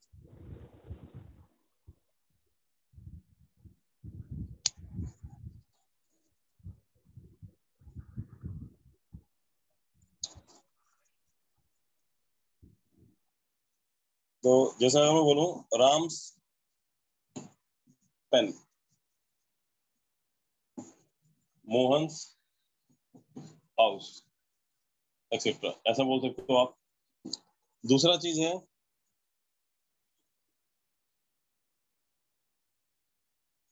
मुझे बताओ, चलो ये तो चीज हो गया। मुझे बताओ, लड़कों का हॉस्टल है, ये लड़कों का हॉस्टल जहाँ सारे लड़के रहते हैं, ये लड़कियों का हॉस्टल है, कैसे बोलोगे आप? Sir girls boys hostel, girls hostel, boys hostel, boys hostel, ऐसा बॉयज हॉस्टल, राइट? या लिखोगे गर्ल्स हॉस्टल, गर्ल्स हॉस्टल, यही लिखोगे ना? Yes sir. कोई डाउट इसमें? No sir. No, sir. कोई डाउट है इसमें? No sir. No, sir. मुझे ये बताओ, राम्स पेन का मतलब क्या होता है? सर पेन राम का। राम का राम का पेन है, वो समझ में आता है। मतलब राम का पेन। बॉयज हॉस्टल मतलब क्या हो गया? लड़के का हॉस्टल। हाँ सर। इसके बाद अपॉस्ट्रोफी लगेगा ना? सर एपोस्ट्रोफी एस नहीं लगेगा इसके बॉयज बाद में। अब यहाँ पे ऐसा लगेगा बॉयज हॉस्टल, यहाँ पे लगेगा गर्ल्स हॉस्टल। ये दोनों सही है, ये दोनों गलत है, ये दोनों सही है। क्यों हुआ ऐसा? एपोस्ट्रोफी बाहर क्यों लगाया हमने? क्योंकि यहाँ पे गलत नहीं है, ये भी गलत नहीं है, लेकिन प्लूरल नहीं बोल सकते आप उसको, मतलब लड़कों का हॉस्टल नहीं बोल सकते। This is my boys hostel, मतलब ये मेरे लड़के का हॉस्टल है, मेरा लड़का इसमें रहता है, अगर ऐसा बोलना है तो ये सही है। This is my boys hostel, मेरे लड़के का हॉस्टल है। लेकिन जब मुझे ये कहना है ये लड़कों का हॉस्टल, सिर्फ लड़के लड़के रहते हैं, बहुत सारे लड़के रहते हैं इसमें, तो ये this should be the case, boys hostel. Girls hostel, लड़कियों का हॉस्टल, लड़कियां लड़कियां रहती हैं। बट अगर कोई बोलता है, कोई पिताजी आते हैं यहाँ पे, बोलते हैं ये मेरी लड़की का हॉस्टल है, कैसे बोलेंगे? This is my girls hostel. वो एक लड़की की बात करेंगे तो गर्ल्स हॉस्टल आएगा, एक लड़के की बात करेंगे तो बॉयज हॉस्टल आएगा। लेकिन अगर बहुत सारे लड़कों की, मतलब पूरे लड़के रहते हैं या पूरी लड़कियां ही रहती हैं, तो उस केस में अपॉस्ट्रोफी बाहर लगना चाहिए, ना कि अंदर लगेगा। समझा आपको? ओके। जैसे मैं बोलूं टीचर्स डे, बहुत लोग गलत बोलते हैं, उससे पहले तो हमारी चीज गलत बोलते हैं। टीचर्स डे, टीचर्स डे मतलब क्या होता है? सिर्फ एक ही टीचर का दिन है क्या? नहीं सर, क्या होना बाहर चाहिए? लगेगा टीचर्स डे। समझ में आया? डॉक्टर्स स्ट्राइक, ऊपर वाला वॉइस सिंगुलर है। देखो डॉक्टर्स स्ट्राइक, क्या एक ही डॉक्टर का स्ट्राइक है क्या? नहीं सर, डॉक्टर स्ट्राइक बाहर है। डॉक्टर्स स्ट्राइक,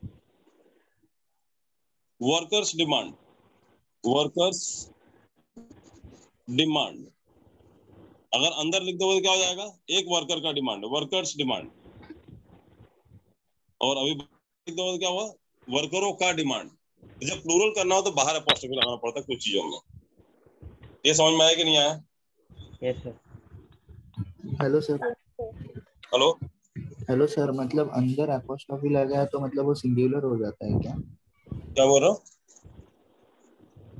अंदर एपोस्ट्रोफी लगाएगा तो मतलब वो सिंगुलर हो जाता है क्या? सिंगुलर मतलब हाँ उसी के साथ होगा ना। बॉयज हॉस्टल मतलब क्या हो? लड़के का हॉस्टल। राम्स पेन मतलब राम का पेन। अब यहाँ पे टीचर्स डे मतलब अगर अंदर लगाता हूँ मतलब क्या? टीचर का दिन। तो टीचर का दिन नहीं है ना, टीचरों का दिन है ना। डॉक्टर का स्ट्राइक है या डॉक्टरों का स्ट्राइक है? आप बताओ क्या बोलते हैं हिंदी में? लड़के का हॉस्टल बोलते हो या लड़कों का हॉस्टल बोलते हो? लड़कों का हॉस्टल। लड़की का हॉस्टल है तो ये है मेरी लड़की का, मेरी लड़की का हॉस्टल है, ये सही है। लेकिन ये लड़कियों का हॉस्टल है तो लड़कियों कैसे बोलोगे आप? सर सर ऐसा रूल सब में होता है? इसमें मतलब ऐसा रूल सब में होता है? सब में मतलब हाँ, जितने भी आपको स्टेप्स है जो कॉमनली यूज करते हैं, कॉमन लैंग्वेज में जो बात करते हैं, डॉक्टर स्ट्राइक, वर्कर्स डिमांड, उन सब में होता है। बट अगर मैं बोलूँ, चलो ये समझ में आया आपको? लिखना है क्या आपको? हाँ सर। हाँ सर, लिखना था। हाँ लिख लो आप। टीचर्स डे लिख लो, डॉक्टर्स स्ट्राइक,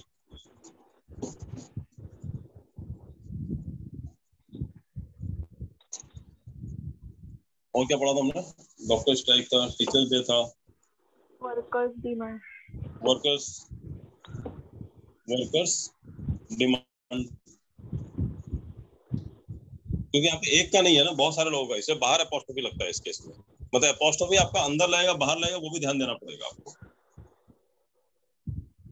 वैसे आपको बता दूं ये बहुत ज्यादा इंपॉर्टेंट नहीं है ये चीज, बस आपको नॉलेज के लिए पढ़ा रहा हूँ मैं। क्योंकि आपके एग्जाम में पंक्चुएशन एरर नहीं काउंट किया जाता है, और ये कॉमा अपॉस्ट्रोफी ये सब किस में आते हैं? पंक्चुएशन में आते हैं। समझा आपको? अगर आपके एग्जाम में कोई क्वेश्चन आया हुआ है वहां पे फुल स्टॉप कॉमा अगर ये सब दिया हुआ है, उस बेस पे एरर नहीं पुट करने का। एरर सिर्फ ग्रामेटिकल टिक किया जाता है कभी भी। आपको पंक्चुएशन एरर अवॉइड करना है। गलती से कहीं फुल स्टॉप लग गया है या कॉमा लग गया है, उस बेस पे आपको क्वेश्चन सॉल्व नहीं करना है। समझा कि नहीं समझा आपको? Punctuation error is not counted in the examination.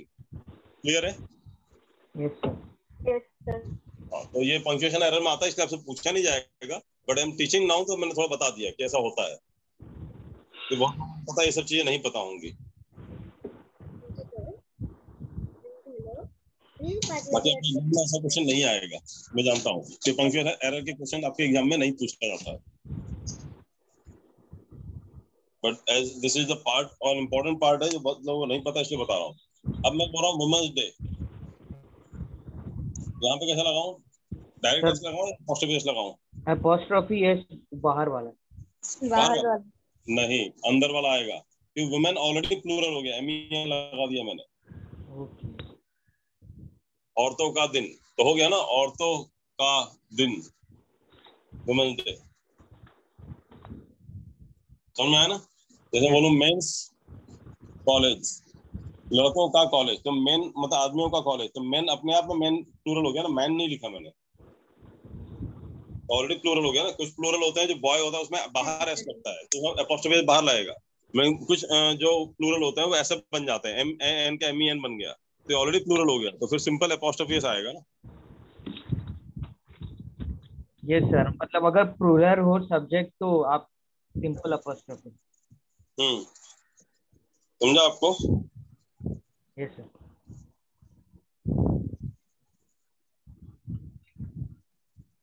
Pencil लो बेटा, पेंसिल लो, पेंसिल।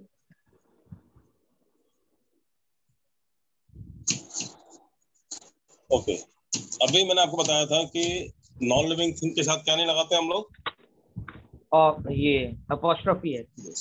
ओके, लेकिन कभी सुना है नेचर्स ब्यूटी? सुना? हाँ सर, सुना है। हाँ सर, ये सुना है।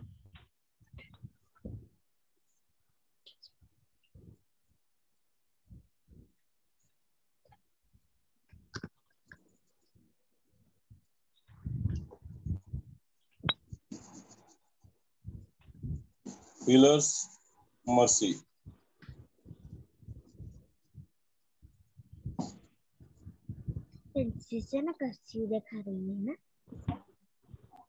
Dash icy hand. Nature's beauty, healers mercy, है ना? Dash icy hand, ये मुहावरे भी हैं कुछ. इनमें आप देखो तो आपको लग रहा है कि मतलब डेथ है, हीलर है, नेचर है, ये कोई पर्सन थोड़ी है, लेकिन फिर भी इनके साथ अपोस्ट्रोफी एस लगा है. क्यों?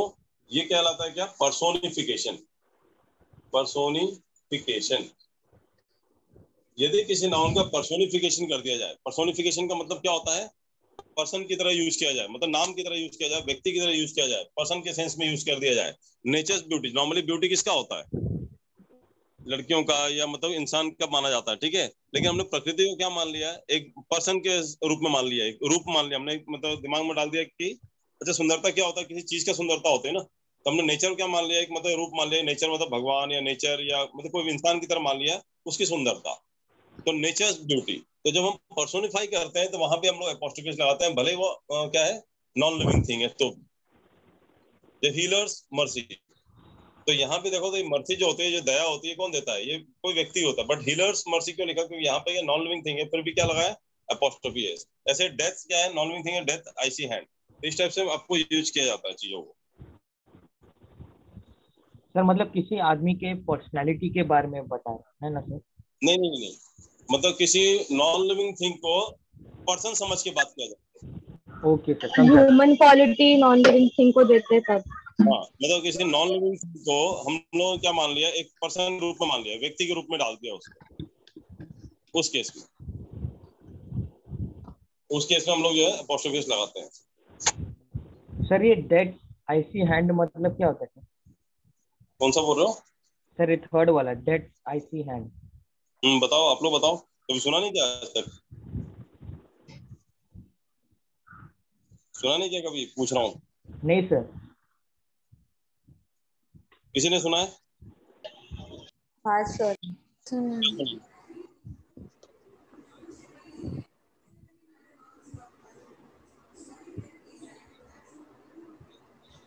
क्या होता बताओ? तो जो डेड बॉडी रहता है उसका ठंडा हाथ. Death icy hand. जब मौत करीब आता है तब वैसा ना. मौत करीब आता है.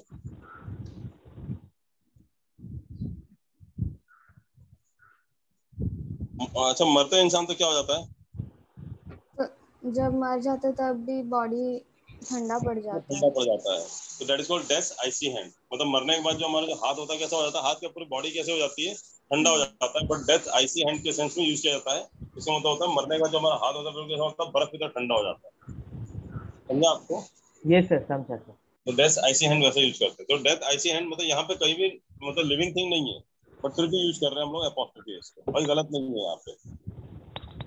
मतलब आईसी हैंड ऑफ डेथ नहीं बोलोगे आप, मर्सी ऑफ हीलर नहीं बोलोगे, ब्यूटी ऑफ नेचर नहीं बोलोगे आप. समझे आप क्या बोलना चाह रहे हो? यहाँ पे ब्यूटी ऑफ नेचर नहीं बोलोगे. यहाँ पे क्या आएगा? Nature's beauty. या मर्सी ऑफ हीलर नहीं बोलोगे, क्या बोलोगे? Healer's mercy. या आईसी हैंड ऑफ डेथ नहीं बोलोगे, क्या बोलोगे? Death icy hand. तो ये कुछ है एग्जांपल जो आपके एग्जाम में आते रहते हैं, इसलिए मैंने वो लिखवा दिए. सर एक डाउट था. हाँ बोलो. सर फिर वो जो था ना आपने दिया था example, tables leg is broken. हाँ, तो ब्रोकन भी लाइक फीलिंग है ना, तो फिर टेबल भी नॉन लिविंग थिंग है, तो फिर नहीं, टेबल्स लेग इज ब्रोकन जो मैंने बोला था, तो टेबल्स लेग नहीं होता है, लेग ऑफ टेबल होता है. या legs of table is broken. Legs of table are broken. हाँ सर. तो वही फिर उसमें ऑफ और इसमें एपोस्ट्रोफी वो थोड़ा डाउट आया. नहीं, ये क्या बोल सकते हैं? एक्सेप्शनल केसेस है ना बेटा. एक्सेप्शनल मतलब हिंदी में क्या बोलते हैं? अपवाद. मतलब कुछ ऐसा केस है जो नहीं होना चाहिए लेकिन है, ये आपको याद रखना पड़ेगा. नॉर्मली आपको नॉन लिविंग थिंग के साथ यूज नहीं करते हैं, लेकिन नॉन लिविंग थिंग को यदि पर्सोनिफाई कर दिया जाए, मतलब व्यक्ति के रूप में यूज किया जाए, जैसे क्या बोलते हैं फिल्म स्टार्स होते हैं ना, जब वो थिएटर में एक्टिंग करने जाते हैं तो उनको कहा जाता है मोबाइल को अपने मतलब गर्लफ्रेंड मानो, इससे बात करो कि मैं तुमसे बहुत प्यार करता हूँ और एक्टिंग करके दिखाओ. तो क्या कर रहे हैं? मोबाइल क्या कर रहे हो उस टाइम पे? एक्टिंग कर रहा है. एक्टिंग लिविंग थिंग मान रहे हैं. Personify. उस मोबाइल को एक लड़की मान के बात कर रहा है. This is called personification. यदि आप किसी चीज को पर्सोनिफाई कर रहे हो, अब वहां पे वो कहलाता है improvisation. That particular part of the theatre is called improvisation, कि मतलब आप किसी चीज को आप किसी और कुछ मतलब पर्सोनिफाई करके उससे बात कर रहे हो आप एक्टिंग करने के लिए, तो दैट इज कॉल्ड पर्सोनिफिकेशन। तो यदि जब पर्सोनिफिकेशन होता है तो उस केस में हम लोग एस लगा सकते हैं डायरेक्ट, भले वो नॉन लिविंग थिंग है तो भी। ठीक है, अब जब वो बात करेगा तो क्या होगा, मोबाइल क्या मान रहा है, मोबाइल नहीं मान रहा है, वो नॉन लिविंग थिंग नहीं मान रहा है, क्या बात समझ के मान रहा है, उसकी गर्लफ्रेंड। पर्सन। हाँ सर। ठीक है, तो क्या बोलेगा, मोबाइल्स ब्यूटी इज अननेचुरल, जबकि मोबाइल ब्यूटी नहीं होना चाहिए, क्या होना चाहिए, ब्यूटी ऑफ मोबाइल। बट वो बोल सकता है उस समय जब एक्टिंग कर रहा है, क्योंकि वो मोबाइल को मोबाइल नहीं मान रहा है। लेकिन हम लोग ऐसा, हर व्यक्ति अपने आप को बोले सर मैं इसको नहीं मान रहा हूँ, बना दूं, वैसा नहीं है। जो कॉमनली एक्सेप्टेड है ऑल ओवर वर्ल्ड में, जो पर्सोनिफाई ऑलरेडी करा हुआ नेचर्स ब्यूटी, हम लोग सब लोग बोलते हैं नेचर्स ब्यूटी। क्यों बोलते हैं, हमने प्रकृति को मान लिया है कि भाई वो इंसान जैसा है, उसकी सुंदरता मायने रखती है, पेड़ पौधे हरियाली पहाड़ पर्वत ये सब उसकी सुंदरता है, ऐसा हमने मान लिया है, तो हमने ऑलरेडी उसको पर्सोनिफाई करा हुआ है। तो वो जो कॉमनली पर्सोनिफाइड चीजें हैं उनके साथ अपोस्ट्रोफी लगाया जाता है। क्लियर है? Yes sir, thank you. Now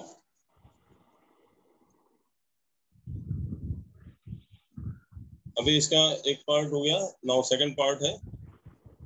अब इसको मुझे क्या करना है, फादर इन लॉ, जो हमने पहले पढ़ा था वैसे ही ये भी फादर इन लॉ, बट यहाँ पे क्या हो, पोजीशन शो करना है ना, कब्जा शो करना है। फादर इन लॉ पहला पार्ट। दूसरा स्टेप सन, इसका प्लूरल नहीं बनाना है, इसका प्लूरल बनाया था ना हमने इसका। हाँ सर। हाँ सर। इन चीफ, और क्या पढ़ा था हमने इसके अलावा, चीफ मिनिस्टर,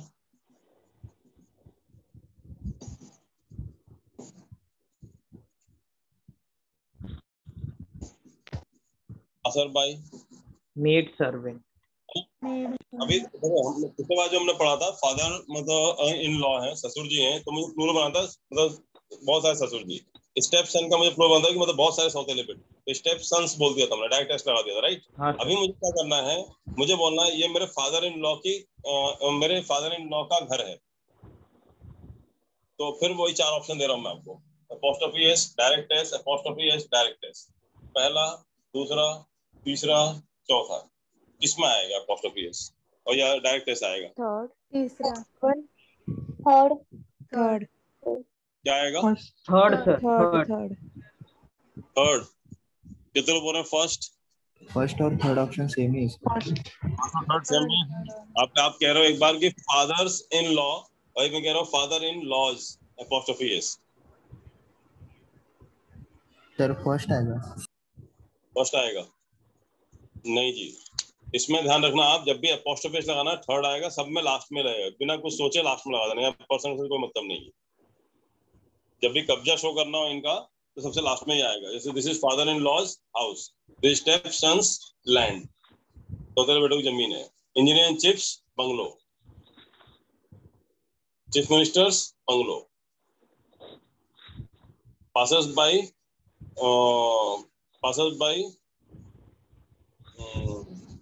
मतलब गुजरने वाले लोगों के लिए क्या है ये, पासर्स बाई पेवमेंट, जो चलते हैं ना पैदल चलने की जगह। ठीक है, तो कुछ भी लगा लो आप, सबसे लास्ट में रहेगा अपोस्ट्रोफी जब आपको कब्जा शो करना है इनमें। क्लियर है? ये लिख लो आप, पहले आप सिंपल लिखो father in law, step sun, engineer in chief, chief minister, passer by, और उसके बाद लिख दो उनका कब्जा शो करना है, रिलेटिव अगर यूज करना, पॉजिटिव यूज करना है इनका, तो क्या करना पड़ेगा, सबसे लास्ट में अपोस्ट्रोफी लगाना पड़ेगा सब में, वो लगा दो आप।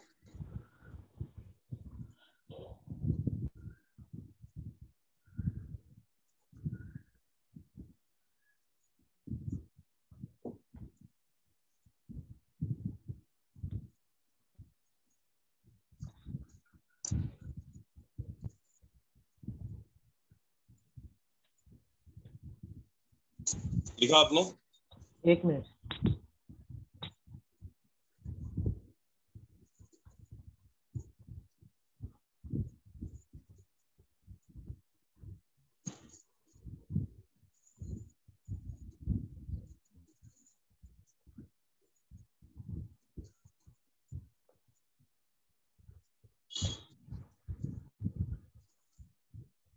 Done sir.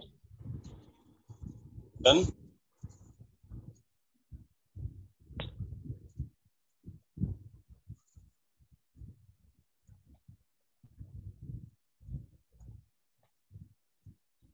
Done with this?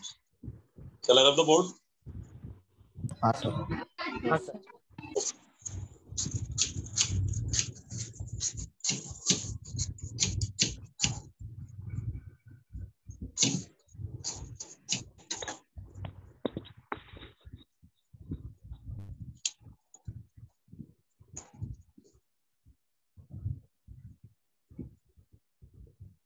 Okay. अब मुझे दिस इज सी है ना, सी. अगर मुझे बोलना है ये राम और श्याम का घर है तो क्या बोलेंगे? This is Ram and Shyam house. सही है? Sham's house डालना. ऐसा आएगा. This is Ram and Shyam house. ये राम और श्याम का घर है. क्या आएगा? This is Ram and Sham's house. House. सिर्फ यहाँ पे अपॉस्ट्रोफी आएगा. समझ में आया आपको? लेकिन अगर मैं बोलूँ these are Ram and Shyam houses, अगर दोनों के अलग अलग घर हैं तो क्या आएगा? दोनों में अपॉस्ट्रोफी है. This is Ram's and Shyam's. These are Ram's and Shyam's houses. ये राम के और श्याम के घर हैं. क्यों अलग अलग घर है? तो अगर दोनों एक ही घर में रहते हैं तो पहले वाले के साथ नहीं आएगा. एंड के बाद जो दूसरा नाम आएगा उसके साथ आएगा अपॉस्ट्रोफी. जैसे मैं this is Shyam and Ram's house, अगर राम अगर बाद में लिखा है तो. समझा आपको? Yes sir. हिंदी में बोलो ये राम और श्याम का घर है. एक ही आएगा का. और यहाँ पे क्या आएगा? अगर अलग घर है तो ये राम के और श्याम के घर हैं. दोनों का के लगाना पड़ेगा. समझा कि नहीं समझा आपको? Yes sir.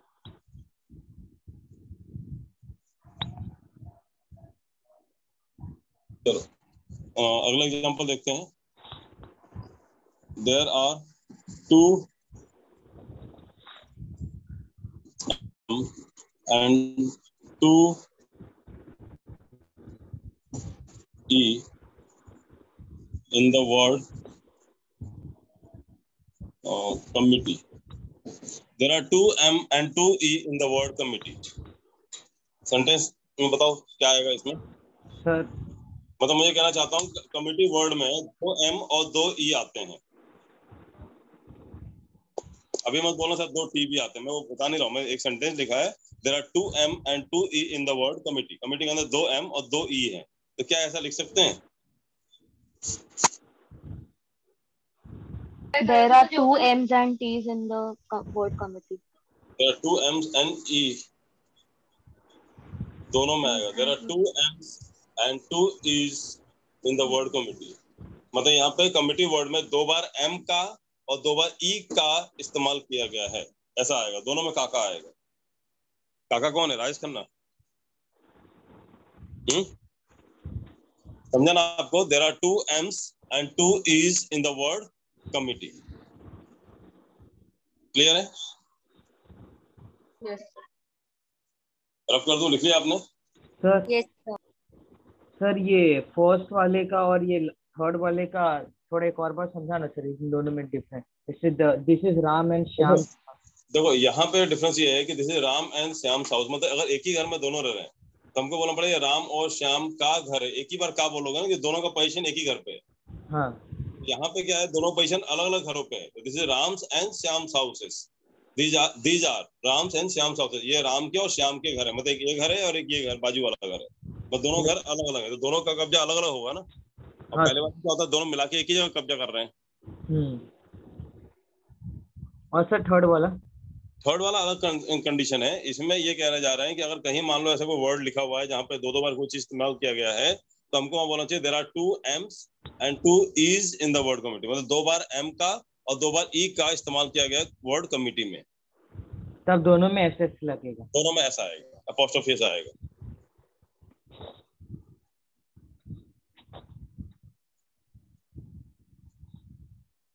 चलो अगर मैं ऐसे ही बोलूं कि हमारी क्लास में देयर आर 2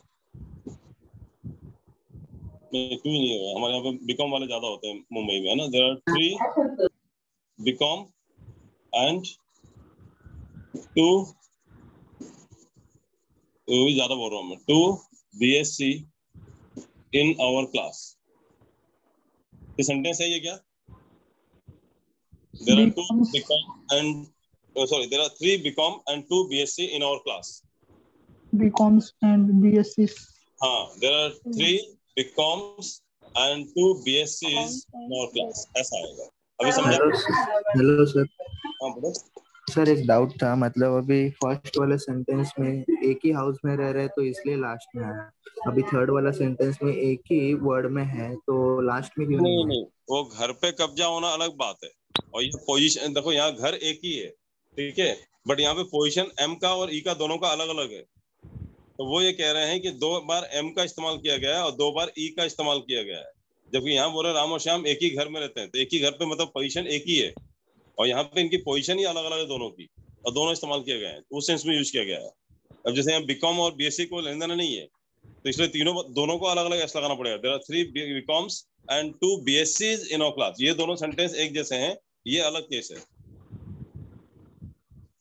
अच्छा ठीक है, समझा ना आपको? ये बीकॉम का बीएससी से कोई लेन देना नहीं है। जब किसी का कोई लेन देना नहीं होता तो फिर दोनों में लगाना पड़ता है। जैसे श्याम का राम का घर का कोई लेन देना नहीं है, दोनों में लगाना पड़ेगा। या एम का और ई का दोनों का पोजीशन अलग अलग है, दोनों में लगाना पड़ेगा। बट यहाँ राम और श्याम को दोनों का एक ही घर से पोजीशन है, इसलिए एक ही बार लगाना पड़ेगा। ओके सर, आप समझ, हाँ सर आप समझे, आप समझा हाँ ना? सर आप भी समझिए। ओके, रब कर दो। हाँ सर।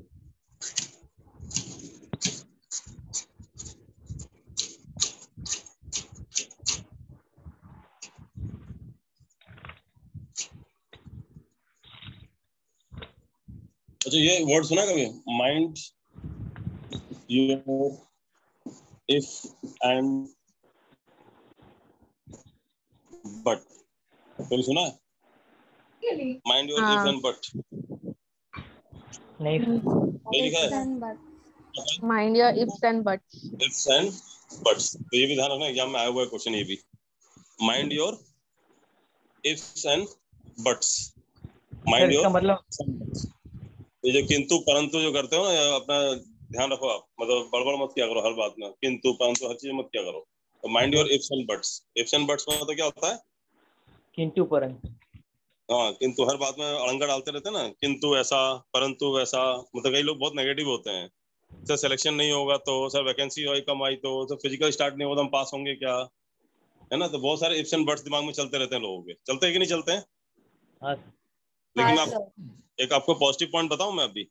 अभी एक सर्वे हुआ है जहां पे जो बच्चे फिजिकल क्लास के लिए वेट कर रहे हैं ना, उनका परफॉर्मेंस काफी गिर गया है एज कम्पेयर टू वो बच्चे जो ऑनलाइन क्लासेस अटेंड कर रहे हैं। तो इस बार अपॉर्चुनिटी अच्छी है जो लोग ऑनलाइन पढ़ रहे हैं, क्योंकि आप फिर भी पढ़ रहे हो, बाकी लोगों ने छोड़ ही दिया है, हाथ खड़े कर दिए हैं कि फिजिकल जब चालू होगा तो पढ़ेंगे। तो इस बार जितने भी एग्जाम्स होने वाले हैं मई, जून, जुलाई, अगस्त, सितंबर, अक्टूबर में, इसमें वही लोग अच्छा परफॉर्म कर पाएंगे जो रेगुलर टच में है। जैसे आप लोग रेगुलर क्लास अटेंड कर रहे हो ऑनलाइन, अपनी क्लास में पता है ना कितने बच्चे हैं टोटल? हर ब्रांच में कम से कम 300 बच्चे हैं। 7 ब्रांचेज हमारी मुंबई में। दिल्ली वाली को छोड़ दो, यहाँ का देख लें अगर, तो डोंबिवली, थाने, घाटकोपर, दादर, कोलाबा, बोरीवली, मीरा रोड, ठीक है। इतने बच्चे होने के बाद भी आप देखो अभी ऑनलाइन में कितने बच्चे पढ़ रहे हैं? मुश्किल से 150 स्टूडेंट्स पढ़ते हैं टोटल मिला के। तो बाकी बच्चे क्या कर रहे हैं? 2100 में सिर्फ, अगर मैं कहता हूँ कि सिर्फ अगर 150 बच्चे पढ़ रहे हैं, इसका मतलब बाकी लोग बैठ गए हैं, तो वो लोग कंपटीशन से बाहर हैं इस बार। इस बार आपका कट ऑफ बहुत आसानी से आप निकाल सकते हो एग्जाम, जो लोग रेगुलर हैं। ऐसे सिर्फ हमारी क्लास में नहीं है, ऐसे बहुत सी क्लासेस में है जहाँ बच्चे फिजिकल के लिए वेट कर रहे हैं, पढ़ ही नहीं रहे हैं ऑनलाइन में, कि हमें ऑनलाइन पढ़ना ही नहीं है। आप मुझे सर उन्हें लगता है कि फिजिकल में ही पढ़ा जा सकता है, ऑनलाइन में समझेगा नहीं, ऐसे वैसे उनको लगता है सर। इफ्स एंड बट्स दिमाग में डाले गए ना, या नेगेटिविटी लोग दिमाग में डाल रहे हैं, कचरा डाल दिया तो कचरा जल्दी जाता है ना दिमाग में। आप बताओ कोई दिक्कत आती है क्या ऑनलाइन में? आप बताओ। No sir. बस नेटवर्क इशू नहीं हो तो बहुत अच्छी पढ़ती है। तो बहुत अच्छा लगता है, बिल्कुल फिजिकल प्रॉब्लम क्लियर होता है सर, क्वेश्चन कुछ भी रहेगा क्लियर हो जाता है। क्लियर हो जाता है, जहां बोलते हो वहां टीचर रुकता है, मतलब बिल्कुल as equivalent to physical lecture चलाते हैं हम लोग। बाकी लोगों को नहीं पता, बाकी लोग पीडीएफ से पढ़ाते हैं, पीडीएफ से एक्चुअली समझ में नहीं आता है। अगर मैं ऑलरेडी यहाँ पे सब प्रिंटेड होगा लिखाऊंगा ना, आपको समझ में नहीं आएगा। But when I am writing something on the board, बिल्कुल फिजिकल क्लास जैसा, what different does it make? अगर आपको नेटवर्क का कोई इशू नहीं है तो एक्चुअली, मतलब जिसने भी कहा था कि नेटवर्क इशू का ही प्रॉब्लम होता है, अगर नेटवर्क इशू नहीं है, this is equivalent to physical class. आप बात कर रहे हो मुझसे, मैं आपसे बात कर रहा हूँ, आप अगर बोलते सर नहीं समझ में, दोबारा समझाओ, दोबारा समझा रहा हूँ, बोर्ड पे लिख रहा हूँ, What difference does it make physical class or online class में? If I'm not teaching you through PDF के through पढ़ाओ, then definitely there is some doubts. ये सिर्फ recording भेज रहा हूँ तो भी दिक्कत है. But if I'm taking live lecture on this like as we are teaching right now, तो यहाँ कोई difference नहीं है. It is as equivalent to the physical lectures. बल्कि आपको harassment कम हो रहा है. सुबह उठ के भागना नहीं पड़ता. सुबह 7 से 9 क्लास रहती है, घर में बैठ के सो के उठते हैं, नींद पूरी नहीं होती, चेहरा दिखाना नहीं होता है ना, वीडियो ऑफ करके आराम से सुन रहे हो, पढ़ाई कर लेते हो आप, फिर 9 बजे सो जाते हो क्लास अटेंड करने के बाद, है ना. इतना कंफर्ट के साथ पढ़ने को मिल रहा है. चलो एनीवे, अभी आपको बताओ कोई दिक्कत हो रही है क्या? नहीं सर. तो इस बार कंपटीशन बहुत कम हो गया है, आप लोग बहुत आसानी एग्जाम निकाल सकते हो, तो थोड़ा मेहनत कर लो, निकाल लोगे एग्जाम. क्योंकि कंपटीशन में बहुत लोग बाहर हो गए इस बार, उनको वेट करने दो फिजिकल लेक्चर का. फिजिकल मना थोड़ी है हमारे यहाँ पे, आप लोगों को भी अलाउड है. आप एक बार नाउन यहाँ पढ़ रहे हो, फिजिकल में जब आओ दोबारा पढ़ लेना नाउन, कौन मना कर रहा है? हमारे वैसे भी आपको सिलेक्शन वैलिडिटी है. चलो एनीवे. सर ये एग्जाम के नोटिफिकेशन कहाँ से मिलेंगे? नोटिफिकेशन आपको ग्रुप में डल जाएगा, जो भी वैकेंसी आएगी आपके ग्रुप में डल जाएगा. आप लोग ग्रुप में हो ना? हाँ सर. हाँ एक नया एग्जाम का निकला है सर, DFCCI का. कौन सा? DFCCI का. ये नहीं, कौन सा है DFCCI? क्या है ये? सर ये रेलवे का एग्जाम है, मतलब उनका रेलवे का कंडक्ट कर रहे हैं, तो उसका एग्जाम का नोटिफिकेशन आया नहीं ग्रुप में. नहीं, हम लोग जो है नॉर्मली हम लोग NTPC वगैरह उसको टारगेट करते हैं, जो मेजर एग्जाम्स होते हैं ना, जैसे स्टेशन मास्टर है, गुड्स गार्ड है, ट्रैफिक अप्रेंटिस है, सीनियर टाइम कीपर है, TC है, TT है ना, रिजर्वेशन कम क्लर्क है, जो हमारे ग्रेजुएट बेस पे होते हैं ना, उनको हम लोग टारगेट करते हैं. बाकी या फिर इंजीनियरिंग वाले जो स्टूडेंट्स होते हैं, जैसे रेलवे JEE के एग्जाम्स होते हैं, उसके लिए टारगेट करते हैं, राइट. ये SSC JEE होता है, उसके लिए टारगेट करते हैं. बट आप जो एग्जाम्स बोल रहे हो ना, ये क्या होता है कि कॉन्ट्रैक्ट बेस वाले एग्जाम्स होते हैं, मैं इनको टारगेट नहीं करता हूँ. We are purely into government jobs. और या फिर जो लेबर कैटेगरी होती है, ग्रुप डी होता है, रेलवे में ग्रुप डी की वैकेंसी भी आती है, जो ITI फिटर वाला होता है, वो हम लोग नहीं पढ़ाते हैं. बिकॉज पढ़ाते मतलब जो हम लोग पढ़ाते हैं उसमें से ही हो जाएगा उसका सिलेक्शन तो, बट एक्चुअली फोकस अलग से नहीं करते हैं उस चीज को हम लोग. तो जो मेजर एग्जाम्स होते हैं इंडिया के, वो सब हम लोग पोस्ट कर देते हैं. ठीक है? Yes sir. ओके, नेक्स्ट देखते हैं हम लोग.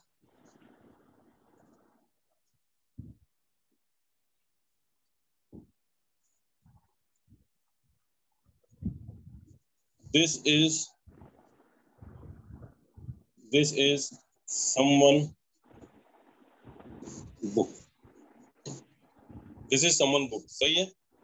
someone's book है. someone's. ठीक है. ये someone का मतलब क्या होता है? आपको पता है कौन है? पता है क्या? नहीं. राइट.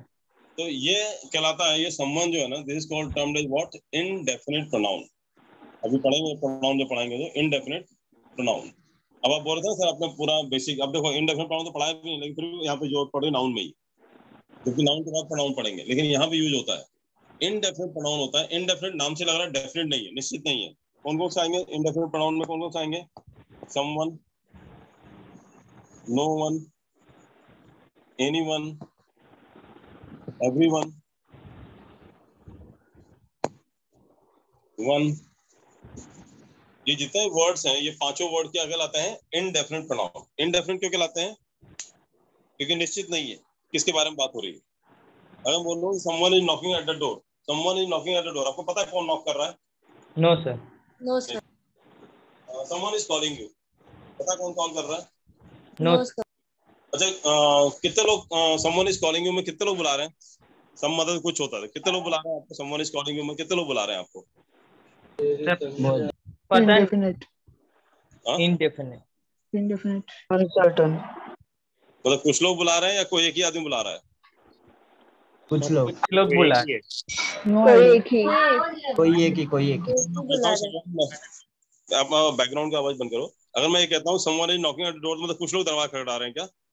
नहीं सर, एक ही है. बाबा यहाँ साफ साफ लिखा है वन. समवन मतलब कोई एक है जो नहीं पता कौन है ना. Someone has taken my copy, किसी ने मेरे कॉपी उठाया था क्या? कुछ लोगों ने उठा के ले गए कॉपी, या कोई एक ही आदमी है जो पता नहीं है? सर कोई एक ही आदमी पता. हाँ, ध्यान रखना, सम मतलब कुछ नहीं होता है, दिमाग में चलाना. समवन मतलब कोई एक जो पता नहीं है. No one can solve this question, इसका मतलब क्या हुआ?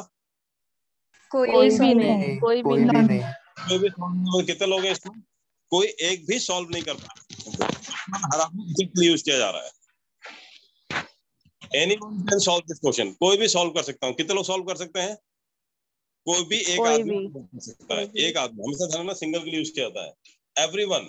Everyone is following the same pattern. तो everyone is following the same pattern मतलब क्या होता है? हर कोई, सब लोग, हर हर कोई, कोई एक। सब लोग नहीं, हर एक हर लोग। कोई, जहाँ भी हर एक एक आता है, एक लोग। समझा आपको? वन का मतलब तो साफ साफ दिख रहा है, वन मतलब एक। ठीक है, तो ये जितने भी हैं सब सिंगुलर होते हैं। एवरीवन में कितने लोग हैं? सर ओनली वन भी आता है ना? एवरीवन में कितने लोग हैं? एक एक। हर एक कोई। ठीक है, तो यहाँ पे जब आप मतलब यहाँ पे अच्छा वर्ब क्या होता है? जैसा मैं बोलूं कि माय फ्रेंड्स आर कमिंग या is coming? Are coming. My friend is coming या are coming? My friend is coming. ये समझ में आया ना? अगर फ्रेंड सिंगुलर है तो इज आ रहा है, प्लूरल है तो आर आ रहा है। इन सब इंडेफिनिट प्रोनाउन के साथ क्या आएगा? सिंगुलर वर्ब या प्लूरल वर्ब? Single verb. नहीं यकीन है तो चलो आपको सुनाता हूँ कहानियां। देखो, someone is knocking at the door या someone are knocking at the door? Someone is आएगा। Someone is. हाँ, तो आप अपने आप में कह रहे हो कि सिंगुलर है। No one is calling you या no one are calling you? No one is. Is No आएगा। one is calling. No one is in the class या no one are in the class? No one is. Is No in one the is in the class. Is anyone coming with me या are anyone coming with me? Is anyone coming? Everyone is following the same pattern या everyone are following the same pattern? Everyone is following the same. Same pattern. One has to understand what I am saying या one have to understand what I am saying? One has to One understand. has to understand. ये सारे singular हैं। आपने खुद कहा अभी सारे singular हैं। तो indefinite pronoun is purely singular. Someone मतलब कोई एक, नो वन मतलब कोई एक भी नहीं, एनीवन मतलब कोई भी एक, एवरीवन मतलब हर एक, वन मतलब एक, सब एक हैं। हम सब समझा आपको? और लेकिन कोई भी ये नहीं पता कौन है, इसलिए इनडेफिनिट है, निश्चित नहीं है। और जहां जहां पे वन लगा है वहां वहां पे हम क्या लगा सकते हैं? और भी चीजें लगा सकते हैं। क्या लगा सकते हैं? Someone, something, sometime, somewhere. और बताओ, someone, something, sometime, somewhere, Somewhat आ सकता है क्या? समवॉट। ठीक है, अब मुझे बताओ इन सबके साथ वही लगता है, सिंगुलर ही लगेगा। ये सब आपके क्या होंगे? इनडेफिनिट प्रोनाउन ही होंगे। जैसे समवन के मैं लिख दूं समथिंग। अब मैं बोल रहा हूँ खाने में समथिंग इज मिसिंग या something are missing? Something is missing. Something is. Something is. या तो नमक या मिर्ची। समथिंग इज मिसिंग मतलब क्या हुआ? कोई एक चीज है जो पता नहीं क्या है लेकिन मिसिंग है। कोई एक ही चीज है या बहुत सारी चीजें? कुछ चीजें मिसिंग है। सर कोई एक ही चीज है। कोई एक ही चीज है। नथिंग इज इम्पॉसिबल या नथिंग आर इम्पॉसिबल? ये तो सबको पता है। Nothing is impossible. Nothing is impossible. Nothing is लगा रहे हो, खुद लगा रहे हो इज। ठीक है, और I हेलो somehow, सर। अगर मैं बोलूं I somehow managed to escape from there, मैं जैसे तैसे वहां से बच के निकला। तो कितने तरीके से बच के निकला? कोई एक तरीका था जो मुझे खुद को याद नहीं कैसे बच के निकला मैं वहां से। I somehow managed to escape from there. एक तरीका। समझा आपको? सर एवरीबॉडी समबडी कैसे आएगा? क्या बोल रहे हो? एवरीबॉडी समबडी नोबडी कैसे आएगा? हाँ, बड़ी भी आएगा ना, इसी में आएगा। थिंक के जगह बड़ी भी लगा सकते हो। राइट, बड़ी। somebody is calling you, somebody are calling you? Somebody is calling you. हाँ, nobody has completed his work या nobody has completed his work या nobody have completed his work? Has. Has. ठीक है, anybody is anybody coming with me? Anyone, anybody में ज्यादा difference नहीं है ना, इसलिए मैंने नहीं लिखा था।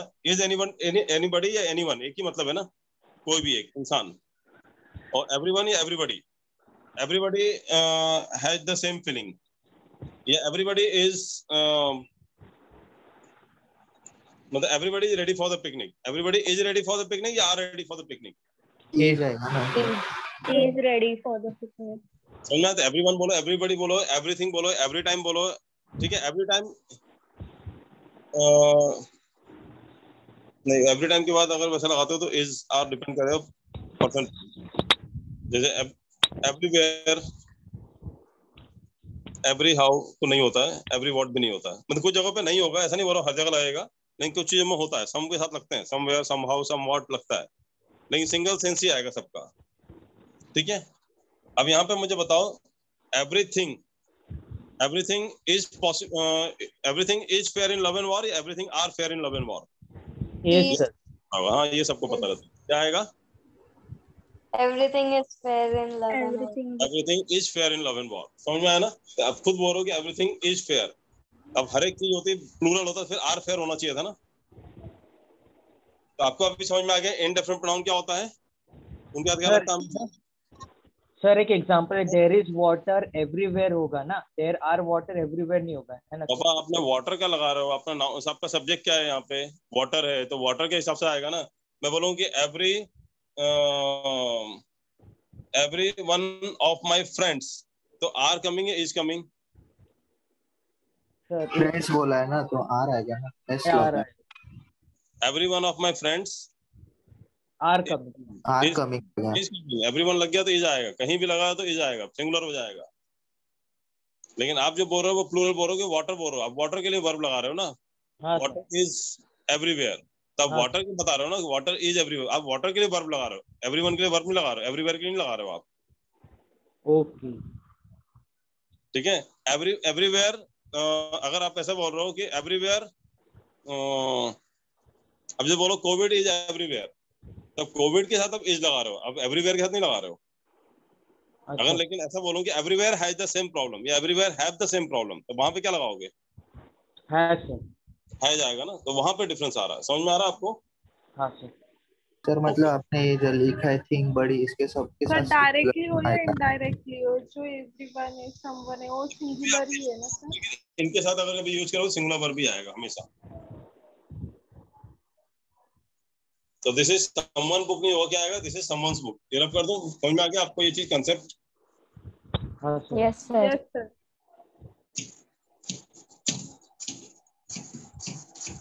चलो, तो अभी आपका आ गया इंडेफिनिट प्रोनाउन के बाद।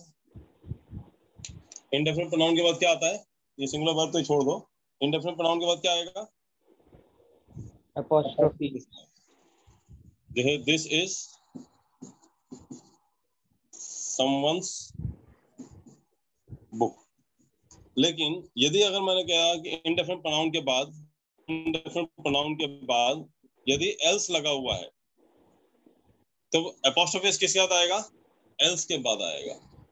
जैसे this is someone else's book. अभी समझा आपको? Yes sir. Yes sir. यदि एल्स इंडेफिनिट प्रोनाउन के बाद यदि एल्स लगा हुआ है, तो उस केस में क्या होगा? इंडेफिनिट प्रोनाउन के साथ एपोस्ट्रोफी नहीं आएगा, बल्कि किसके साथ आएगा? एपोस्ट्रोफी एल्स के साथ आएगा। यहाँ है दिस इज समवन्स बुक, ये किसी की किताब है। यहाँ होगा ये किसी और की किताब है, तो और के बाद की लगाते हैं ना हिंदी में भी। समझे कि नहीं समझा आपको? हेलो हेलो सर, एक बार फिर से समझाइए ना। इनडेफिनिट प्रोनाउन जो होता है उसके डायरेक्टली एपोस्ट्रोफी एस लगाया जाता है यदि इनडेफिनिट प्रोनाउन है तो। जैसे this is someone's book, this is everyone's problem, this is no one's matter. समझ में आया आपको? जितने भी इंडेफिनिट प्रोनाउन है उनके साथ एपोस्ट्रोफी डायरेक्ट लगता है। बट अगर इनडेफिनिट प्रोनाउन के साथ एल्स लगा दिया गया है, तो जो एपोस्ट्रोफी एस है वो इनडेफिनिट प्रोनाउन के साथ नहीं लगता जो यहाँ बताया गया था, बल्कि एल्स के साथ लगाया जाएगा। This is someone else's book, this is no one else's problem other than mine. ये किसी और की प्रॉब्लम नहीं बल्कि मेरी प्रॉब्लम है। तो समझ में आया? समवन, एनीवन, नो वन, जो भी आप यहाँ लगाओगे इंडेफिनिट प्रोनाउन, वहां पे एस नहीं आएगा बल्कि एल्स के बाद आएगा एपोस्ट्रोफी एस, क्योंकि यहाँ मतलब होता है ये किसी और की किताब है, तो और के बाद की आएगा, और यहाँ किसी की किताब है। जब एल्स लग जाएगा तो एल्स के बाद आएगा, इंडेफिनिट प्रोनाउन के बाद नहीं आता एपोस्ट्रोफी एस, और दोनों साथ में है। समझा अभी आपको? हाँ सर। समझा कि नहीं समझा आपको? हाँ सर। हाँ सर। ओके। इसी टाइप से अराइवल या डिपार्चर होता है, वहां भी एपोस्ट्रोफी एस लगता है। अराइवल या डिपार्चर होता है, वहां भी एपोस्ट्रोफी एस लगता है।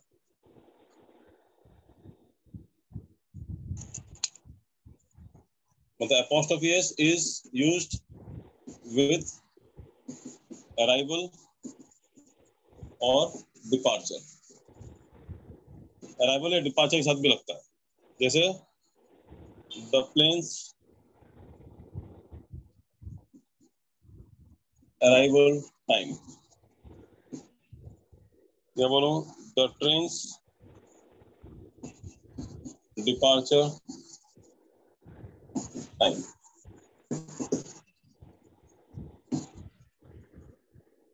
तो अराइवल या डिपार्चर का साथ भी जो है ना, plane's arrival train departure time, तो अराइवल और डिपार्चर पहले वहां पे एपोस्ट्रोफी लगा जाता है।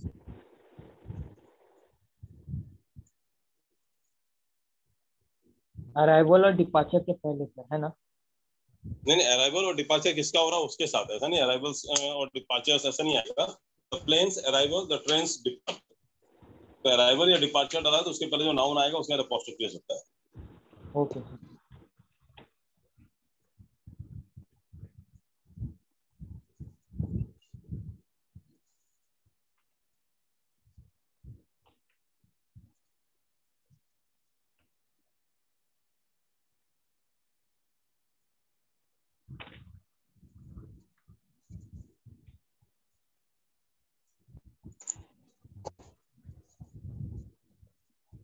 ये लिख लिया आपने?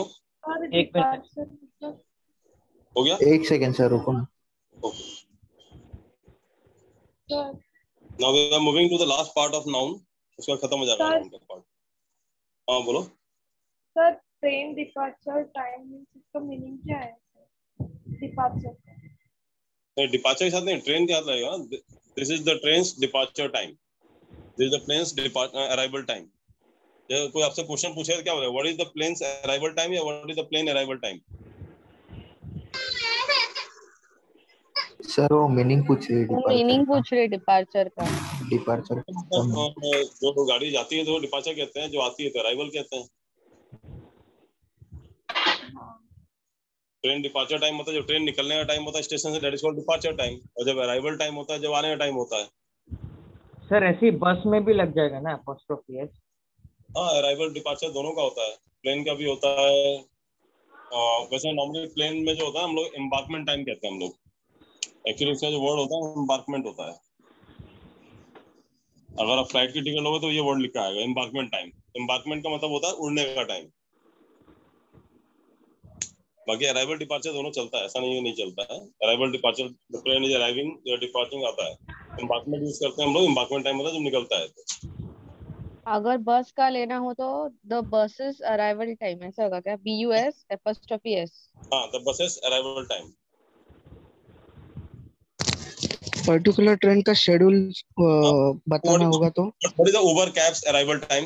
अगर आपसे कोई पूछे कि उबर कैब का अराइवल टाइम क्या है तो क्या बोलोगे? What is the Uber cab's arrival time? What is the Uber cab's departure time?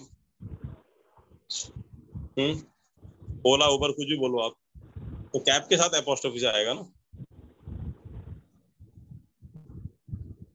कल को आपकी बहस हो गई कि भाई मैं पेमेंट इतना ज्यादा कैसे बन गया, तब उबर वाले से क्या लड़ोगे? Just check your cab's arrival time, ऐसे बोलोगे ना, just check your cab's arrival time, you were 10 minute late, तो कैब्स अराइवल टाइम बोलोगे ना उसको, and see your cab's departure time. समझा कि नहीं समझा आपको? Yes sir. हाँ सर, हो गया। हो गया?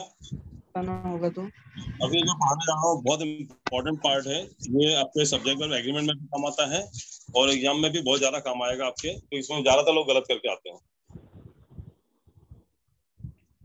That is called, बहुत important part है, that is called noun of apposition. Noun in apposition, sorry. Apposition. Noun in apposition. ये बहुत important part है।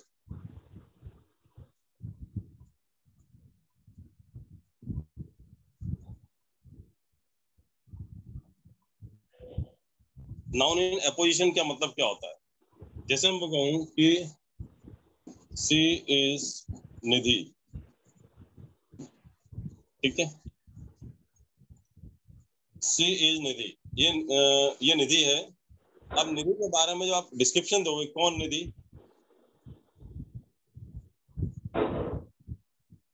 माय फ्रेंड्स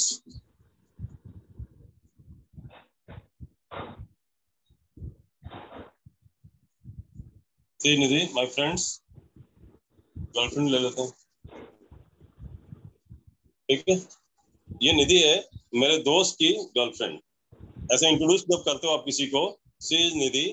अब ये जो है माय फ्रेंड्स गर्लफ्रेंड, मेरे दोस्त की, ये जो होता है this is called what, noun in opposition. मतलब ये भी नाउन है, फ्रेंड भी नाउन होता है, बट किसका नाउन इन अपोजिशन है, मतलब इसके टर्म्स में वो यूज किया गया है। मतलब यहाँ पे वो नाम दिख नहीं रहा है, कौन है माय फ्रेंड, कौन है नहीं पता मुझे, बट निधि का रिलेशन इससे है, समझा आपको? तो this is called noun in opposition, मतलब अपोजिशन वाले नाउन जो होते हैं वो दिखते नहीं कौन है वो। तो she is Nidhi my friend's girlfriend. Sir indirect relation बोल सकते हैं? इनडायरेक्ट नहीं, डायरेक्ट रिलेशन है बाबा, उनके गर्लफ्रेंड बॉयफ्रेंड है, लेकिन मेरे को नहीं पता, वो फ्रेंड का नाम नहीं बता रहा हूँ मैं। तो ये this is termed as what, noun in apposition, क्योंकि ये अपोजिशन इसलिए बोला जा रहा है क्योंकि इसी बंदी के लिए यूज किया गया है ये नाउन। ओके मतलब अब वो क्या है मेरे गर्लफ्रेंड ऑफ माय फ्रेंड, तो वैसा ना बोल के बोलते हैं सी निधि माय फ्रेंड्स गर्लफ्रेंड, तो यहाँ जो अपोजिशन आएगा उसका अपोस्ट्रोफी लगाना। एक और एग्जांपल देखो, समझ में आ जाएगा। She is my friend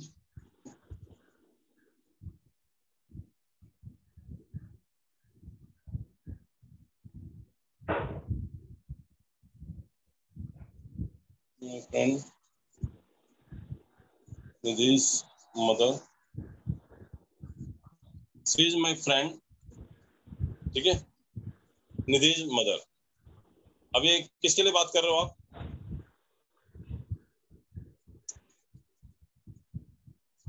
sir friend और अब इसी का मैं एक और बनाता हूँ, सी इज निधि, चलो वैसा ना बोल के गर्लफ्रेंड ना बना के ऐसा बना दो, she is Nidhi my friend's mother. चलो इन दोनों सेंटेंस को देखो आप, खाली ए और बी को, इन दोनों सेंटेंस को देखो आप। मैंने पहले ये देखो, सी इज निधि, ये निधि है माय फ्रेंड्स मदर, मेरे दोस्त की माँ है ये, और she is my friend Nidhi's mother, ये मेरे दोस्त निधि की माँ है। अब यहाँ पे आप देख लो क्या अपोजिशन कौन सा है, यहाँ पे अपोजिशन कौन है, फ्रेंड है, और यहाँ पे नाउन इन अपोजिशन कौन है, निधि है। सी इज माय फ्रेंड, ये मेरी दोस्त है, सी इज माय फ्रेंड निधि, मतलब निधि जो दोस्त है, निधि's मदर, मतलब एक्चुअली अपोजिशन में कौन है, यहाँ पे मदर है, समझ में? तो यहाँ पे निधि's मदर रहेगा और यहाँ पे फ्रेंड के साथ रहेगा। मीनिंग समझ में आ रहा है कि नहीं आ रहा, आपको क्या बोलना चाह रहे हैं? सर सेकंड इसमें noun in opposition Nidhi's mother है और थर्ड में माय फ्रेंड्स। यहाँ पे निधि's मदर, तो यहाँ पे किसके लिए मतलब किसको डिनोट कर रहे हैं, किसको बता रहा है बंदा, ये माय फ्रेंड निधि's मदर, मतलब बता रहा है कि मेरी दोस्त निधि जो है ना उसकी माँ है। तो यहाँ पे खड़ा कौन है, इसको बताया जा रहा है उसकी माँ। आ रहा समझ में? Yes sir. और यहाँ पे क्या है, सी निधि माय फ्रेंड्स मदर, मतलब ये निधि है मेरे दोस्त की जो माँ है, तो यहाँ पे निधि खड़ी है और यहाँ पे कौन खड़ा है, उसकी माँ खड़ी है। समझा आपको? Yes sir. तो फेमिनिन अपोजिशन समझ में आया आपको? यहाँ पे डायरेक्टली अपोस्ट्रोफी उन नाउन के हाथ नहीं लगता, बल्कि जो फ्रेंड इन अपोजिशन होते हैं उनके हाथ लगता है। बस निधि की माँ, तो Nidhi's mother, friends mother, friend की माँ। अब जिसके बारे में बोल रहे हो वो इधर आता है। क्लियर है? कोई डाउट? No sir. सर अभी क्या बोले, जिसके बारे में बोले हैं क्या? मैं जिसके बारे में बोल रहा हूँ वो पहले आता है, और जिसके बारे से जिसका कनेक्शन होता है वो बाद में आता है, जो बाद में आता है उसका अपोस्ट्रोफी लगता है, that is called noun in opposition.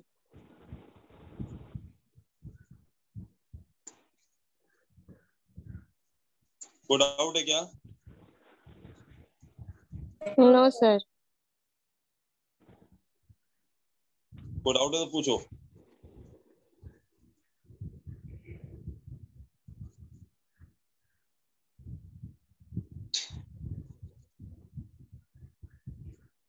Sir अभी उधर शी इज निधि माय, अभी माय फ्रेंड की जगह गर्लफ्रेंड वाला सेंटेंस है ना, उधर माय फ्रेंड की जगह पे किसी का नाम आ जाए तो भी apostrophe s लगेगा ना आएगा ना। दिस सी निधि माय मतलब माई क्या बोलते हैं, मोहन्स गर्लफ्रेंड बोलोगे ना वहां पे।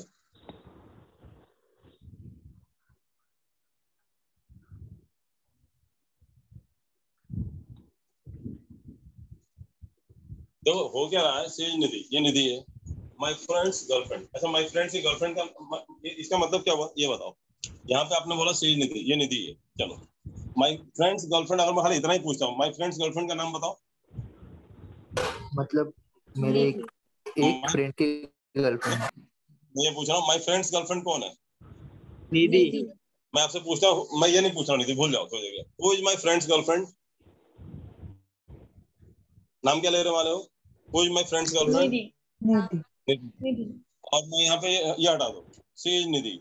आप एक्चुअली बात किस में कर रहे हो, दोनों में बात किसके बारे में कर रहे हो आप? निधि के बारे में। निधि के बारे में। चलो अब यहाँ देखो, she is my friend, Nidhi is mother, ठीक है। सी इज माय फ्रेंड, ठीक है, और she is Nidhi my friend's mother. दोनों केस में बात किस पे कर रहे हो आप, किसके लिए बात कर रहे हो? निधि सर। निधि के बारे में बात कर रहे हैं ना यहाँ भी। Yes sir. इस वाले में निधि के बारे में बात कर रहे हैं, इस वाले में उसकी माँ के बारे में बात कर रहे हैं। तो दोनों ही केस में देखा जाए तो बात एक ही के बारे में होती है, मतलब दोनों क्लॉज में बात एक ही चीज के बारे में हो रही है। तो दोनों का जो बहुत क्लोज रिलेशन होता है, that is called apposition. Apposition का मतलब क्या होता है? Very closely related. एपोजिशन का मतलब क्या होता है? Very closely related. तो जो क्लोजली रिलेटेड होता है उसके साथ अपोस्ट्रोफी एस लगाया जाता है।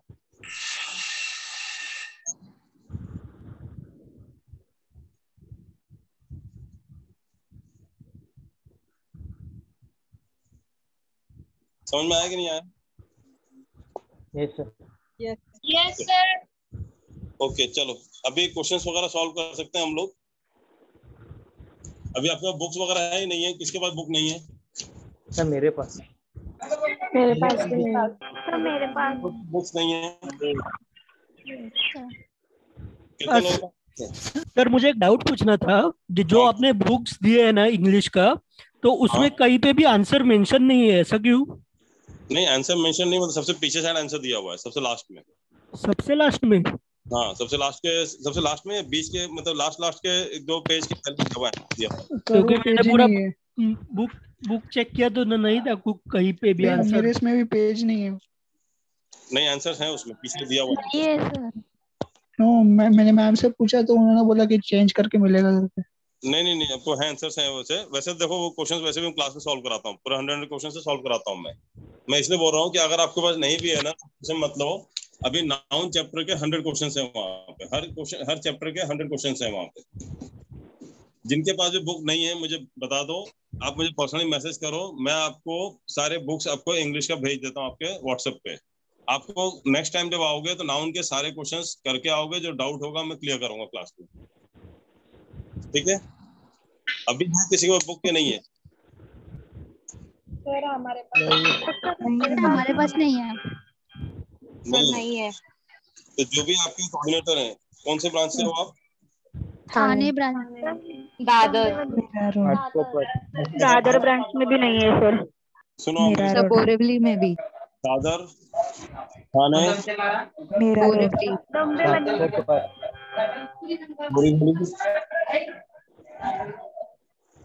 घाटकोपर, डोंबिवली,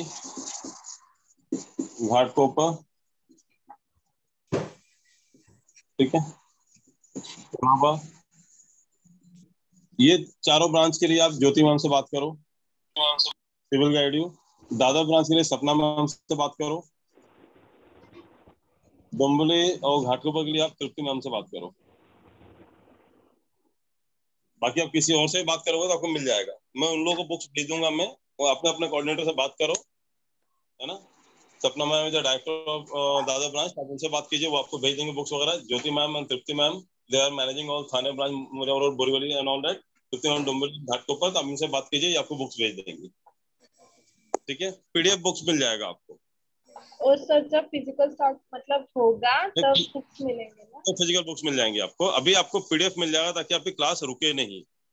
आपको इंग्लिश, मैथ्स, जीएस सबकी बुक आपको मिल जाएगी online. At least you will have something, क्योंकि अभी आपको पता है कि आज के डेट में आपको बुक पहुंचाना पॉसिबल नहीं है मेरे लिए। बुक्स हैं, छपी हुई हैं, ऑलरेडी हैं, we have the books, but हम दे नहीं पाएंगे आपको if you are residing at Mira Road, Borivali और समवेयर एल्स, क्योंकि यहाँ पे बहुत स्ट्रिक्ट है, निकलने नहीं दे रहे हैं। That's why we are teaching at home. ये घर पे चल रहा है क्लास अपना। All the teachers are conducting the class from the home itself, घर से चला रहे हैं सब क्लासेस, ठीक है। तो talk to them, they will provide you all the books, तभी मिल जाएगा। इसमें नाउन चैप्टर के 100 क्वेश्चंस हैं, वो आपको करके आना है। और क्या ध्यान रखना है इसमें, कुछ क्वेश्चंस कराऊंगे क्लास में अभी। हाँ सर। Yes sir. सर 1 बजे भी तो लेक्चर है ना? हाँ सर 1 बजे भी लेक्चर है। हाँ तो मुझे टेंशन होना चाहिए, पढ़ाना मुझे ही है। अच्छा ठीक, तो खाना वाना खा लूं मैं? खाना वगैरह खा के मस्त फ्रेश होके फिर आओ। ठीक है, तो नेक्स्ट टाइम में कंटिन्यू करते हैं। चैप्टर्स पढ़ाता हूँ आपको, सॉल्व कराता हूँ, ठीक है सर? सर हाँ बोलो। सर ये जीएस और जीए जो सब्जेक्ट्स है, ये एसएससी वालों का है सर, बैंकिंग वालों का है? नहीं, जीए जो होता है जनरल अवेयरनेस, वो बैंकिंग का होता है। जनरल स्टडीज जो होता है, history, geography, economics, science and technology, ये सब जो होता है, ये एसएससी वालों का होता है। और जनरल अवेयरनेस और बैंकिंग अवेयरनेस बैंकिंग होता है। सर अभी नेक्स्ट लेक्चर में क्या लगेगा? क्या बोल रहे हो? अभी जो एक बजे लेक्चर होगा तब कौन सा टॉपिक? 1 बजे लेक्चर होगा, एक्चुअली वोकैबुलरी पार्ट है, वो आपको नॉर्मली बैंकिंग में नहीं आता, लेकिन आपको नुकसान नहीं होगा, क्योंकि इंग्लिश कोई भी चीज ऐसी नहीं है जो बैंकिंग में एसएससी में नहीं है। हाँ, वन वर्ड सब्स्टिट्यूशन वगैरह अगर नहीं पढ़ोगे तो काम चल जाएगा, आपको डायरेक्ट वैसा क्वेश्चन नहीं आएगा, लेकिन अगर वर्ड आ गया तो मना थोड़ी कर सकते हो। ज्यादा वर्ड नहीं आते हैं बैंकिंग में, एसएससी की मेजर पोर्शन है। मतलब एक्चुअली 1 2 3 जो चैप्टर पढ़ाने वाला हूँ मैं, that is for SSC, but ऐसा नहीं बैंकिंग वाले पढ़ लेंगे तो नुकसान हो जाएगा उनको। सर वो बैंकिंग में आता है क्या? नहीं, बैंकिंग में नहीं आता। और एमपीएससी में? इसमें नहीं, वो तो पढ़ाना एसएससी के लिए, वो मेनिया, फोबिया, ये सब जो वर्ड हैं एसएससी में होते हैं, ठीक है। Hello sir. हेलो हाँ सर, घाटकोपर ब्रांच के जो मैम है जितने हम, तो उनसे इंग्लिश का ही बुक्स के लिए कंसर्न कर सकते हैं कि बाकी अगर बुक्स भी चाहिए रहेगा? उनको बोलो पीडीएफ में सारे बुक्स आपको भेज दिया जाए। जब आपको बुक्स अवेलेबल होंगी तो फिर वो आपको भी ले लेना साथ में। फिजिकल जो पीडीएफ बुक्स है, आपको ये काम आएगा कि आप ट्रेन में हो या कहीं बाहर ट्रैवलिंग भी कर रहे हो, then also you can solve the questions. कि डेली फिजिकल बुक्स लेके पॉसिबल नहीं है ना सारे बुक लेके जाना। Yes yes right. तो मेरे पास and when you are not at this place जहाँ पे फिजिकल बुक अवेलेबल नहीं है आपके पास, ठीक है, ऑफिस में भी अगर आप काम कर रहे हो, आपको फ्री टाइम मिला, आपको पढ़ना है, तो बुक लेके थोड़ी जाओगे ऑफिस में। At that time you have the option कि चलो पीडीएफ है, चलो सॉल्व कर लेते हैं क्वेश्चन, 10 क्वेश्चन सॉल्व कर लेते हैं। Yes right. पढ़ लेते हैं, जीए पढ़ लेते हैं, जीएस पढ़ लेते हैं, तो for that it is there. Okay sir, thank you. Hello sir. बोलो सर जीएस और जीए ये एसएससी वालों का ही लेक्चर है ना? नहीं, जीए जो है बैंकिंग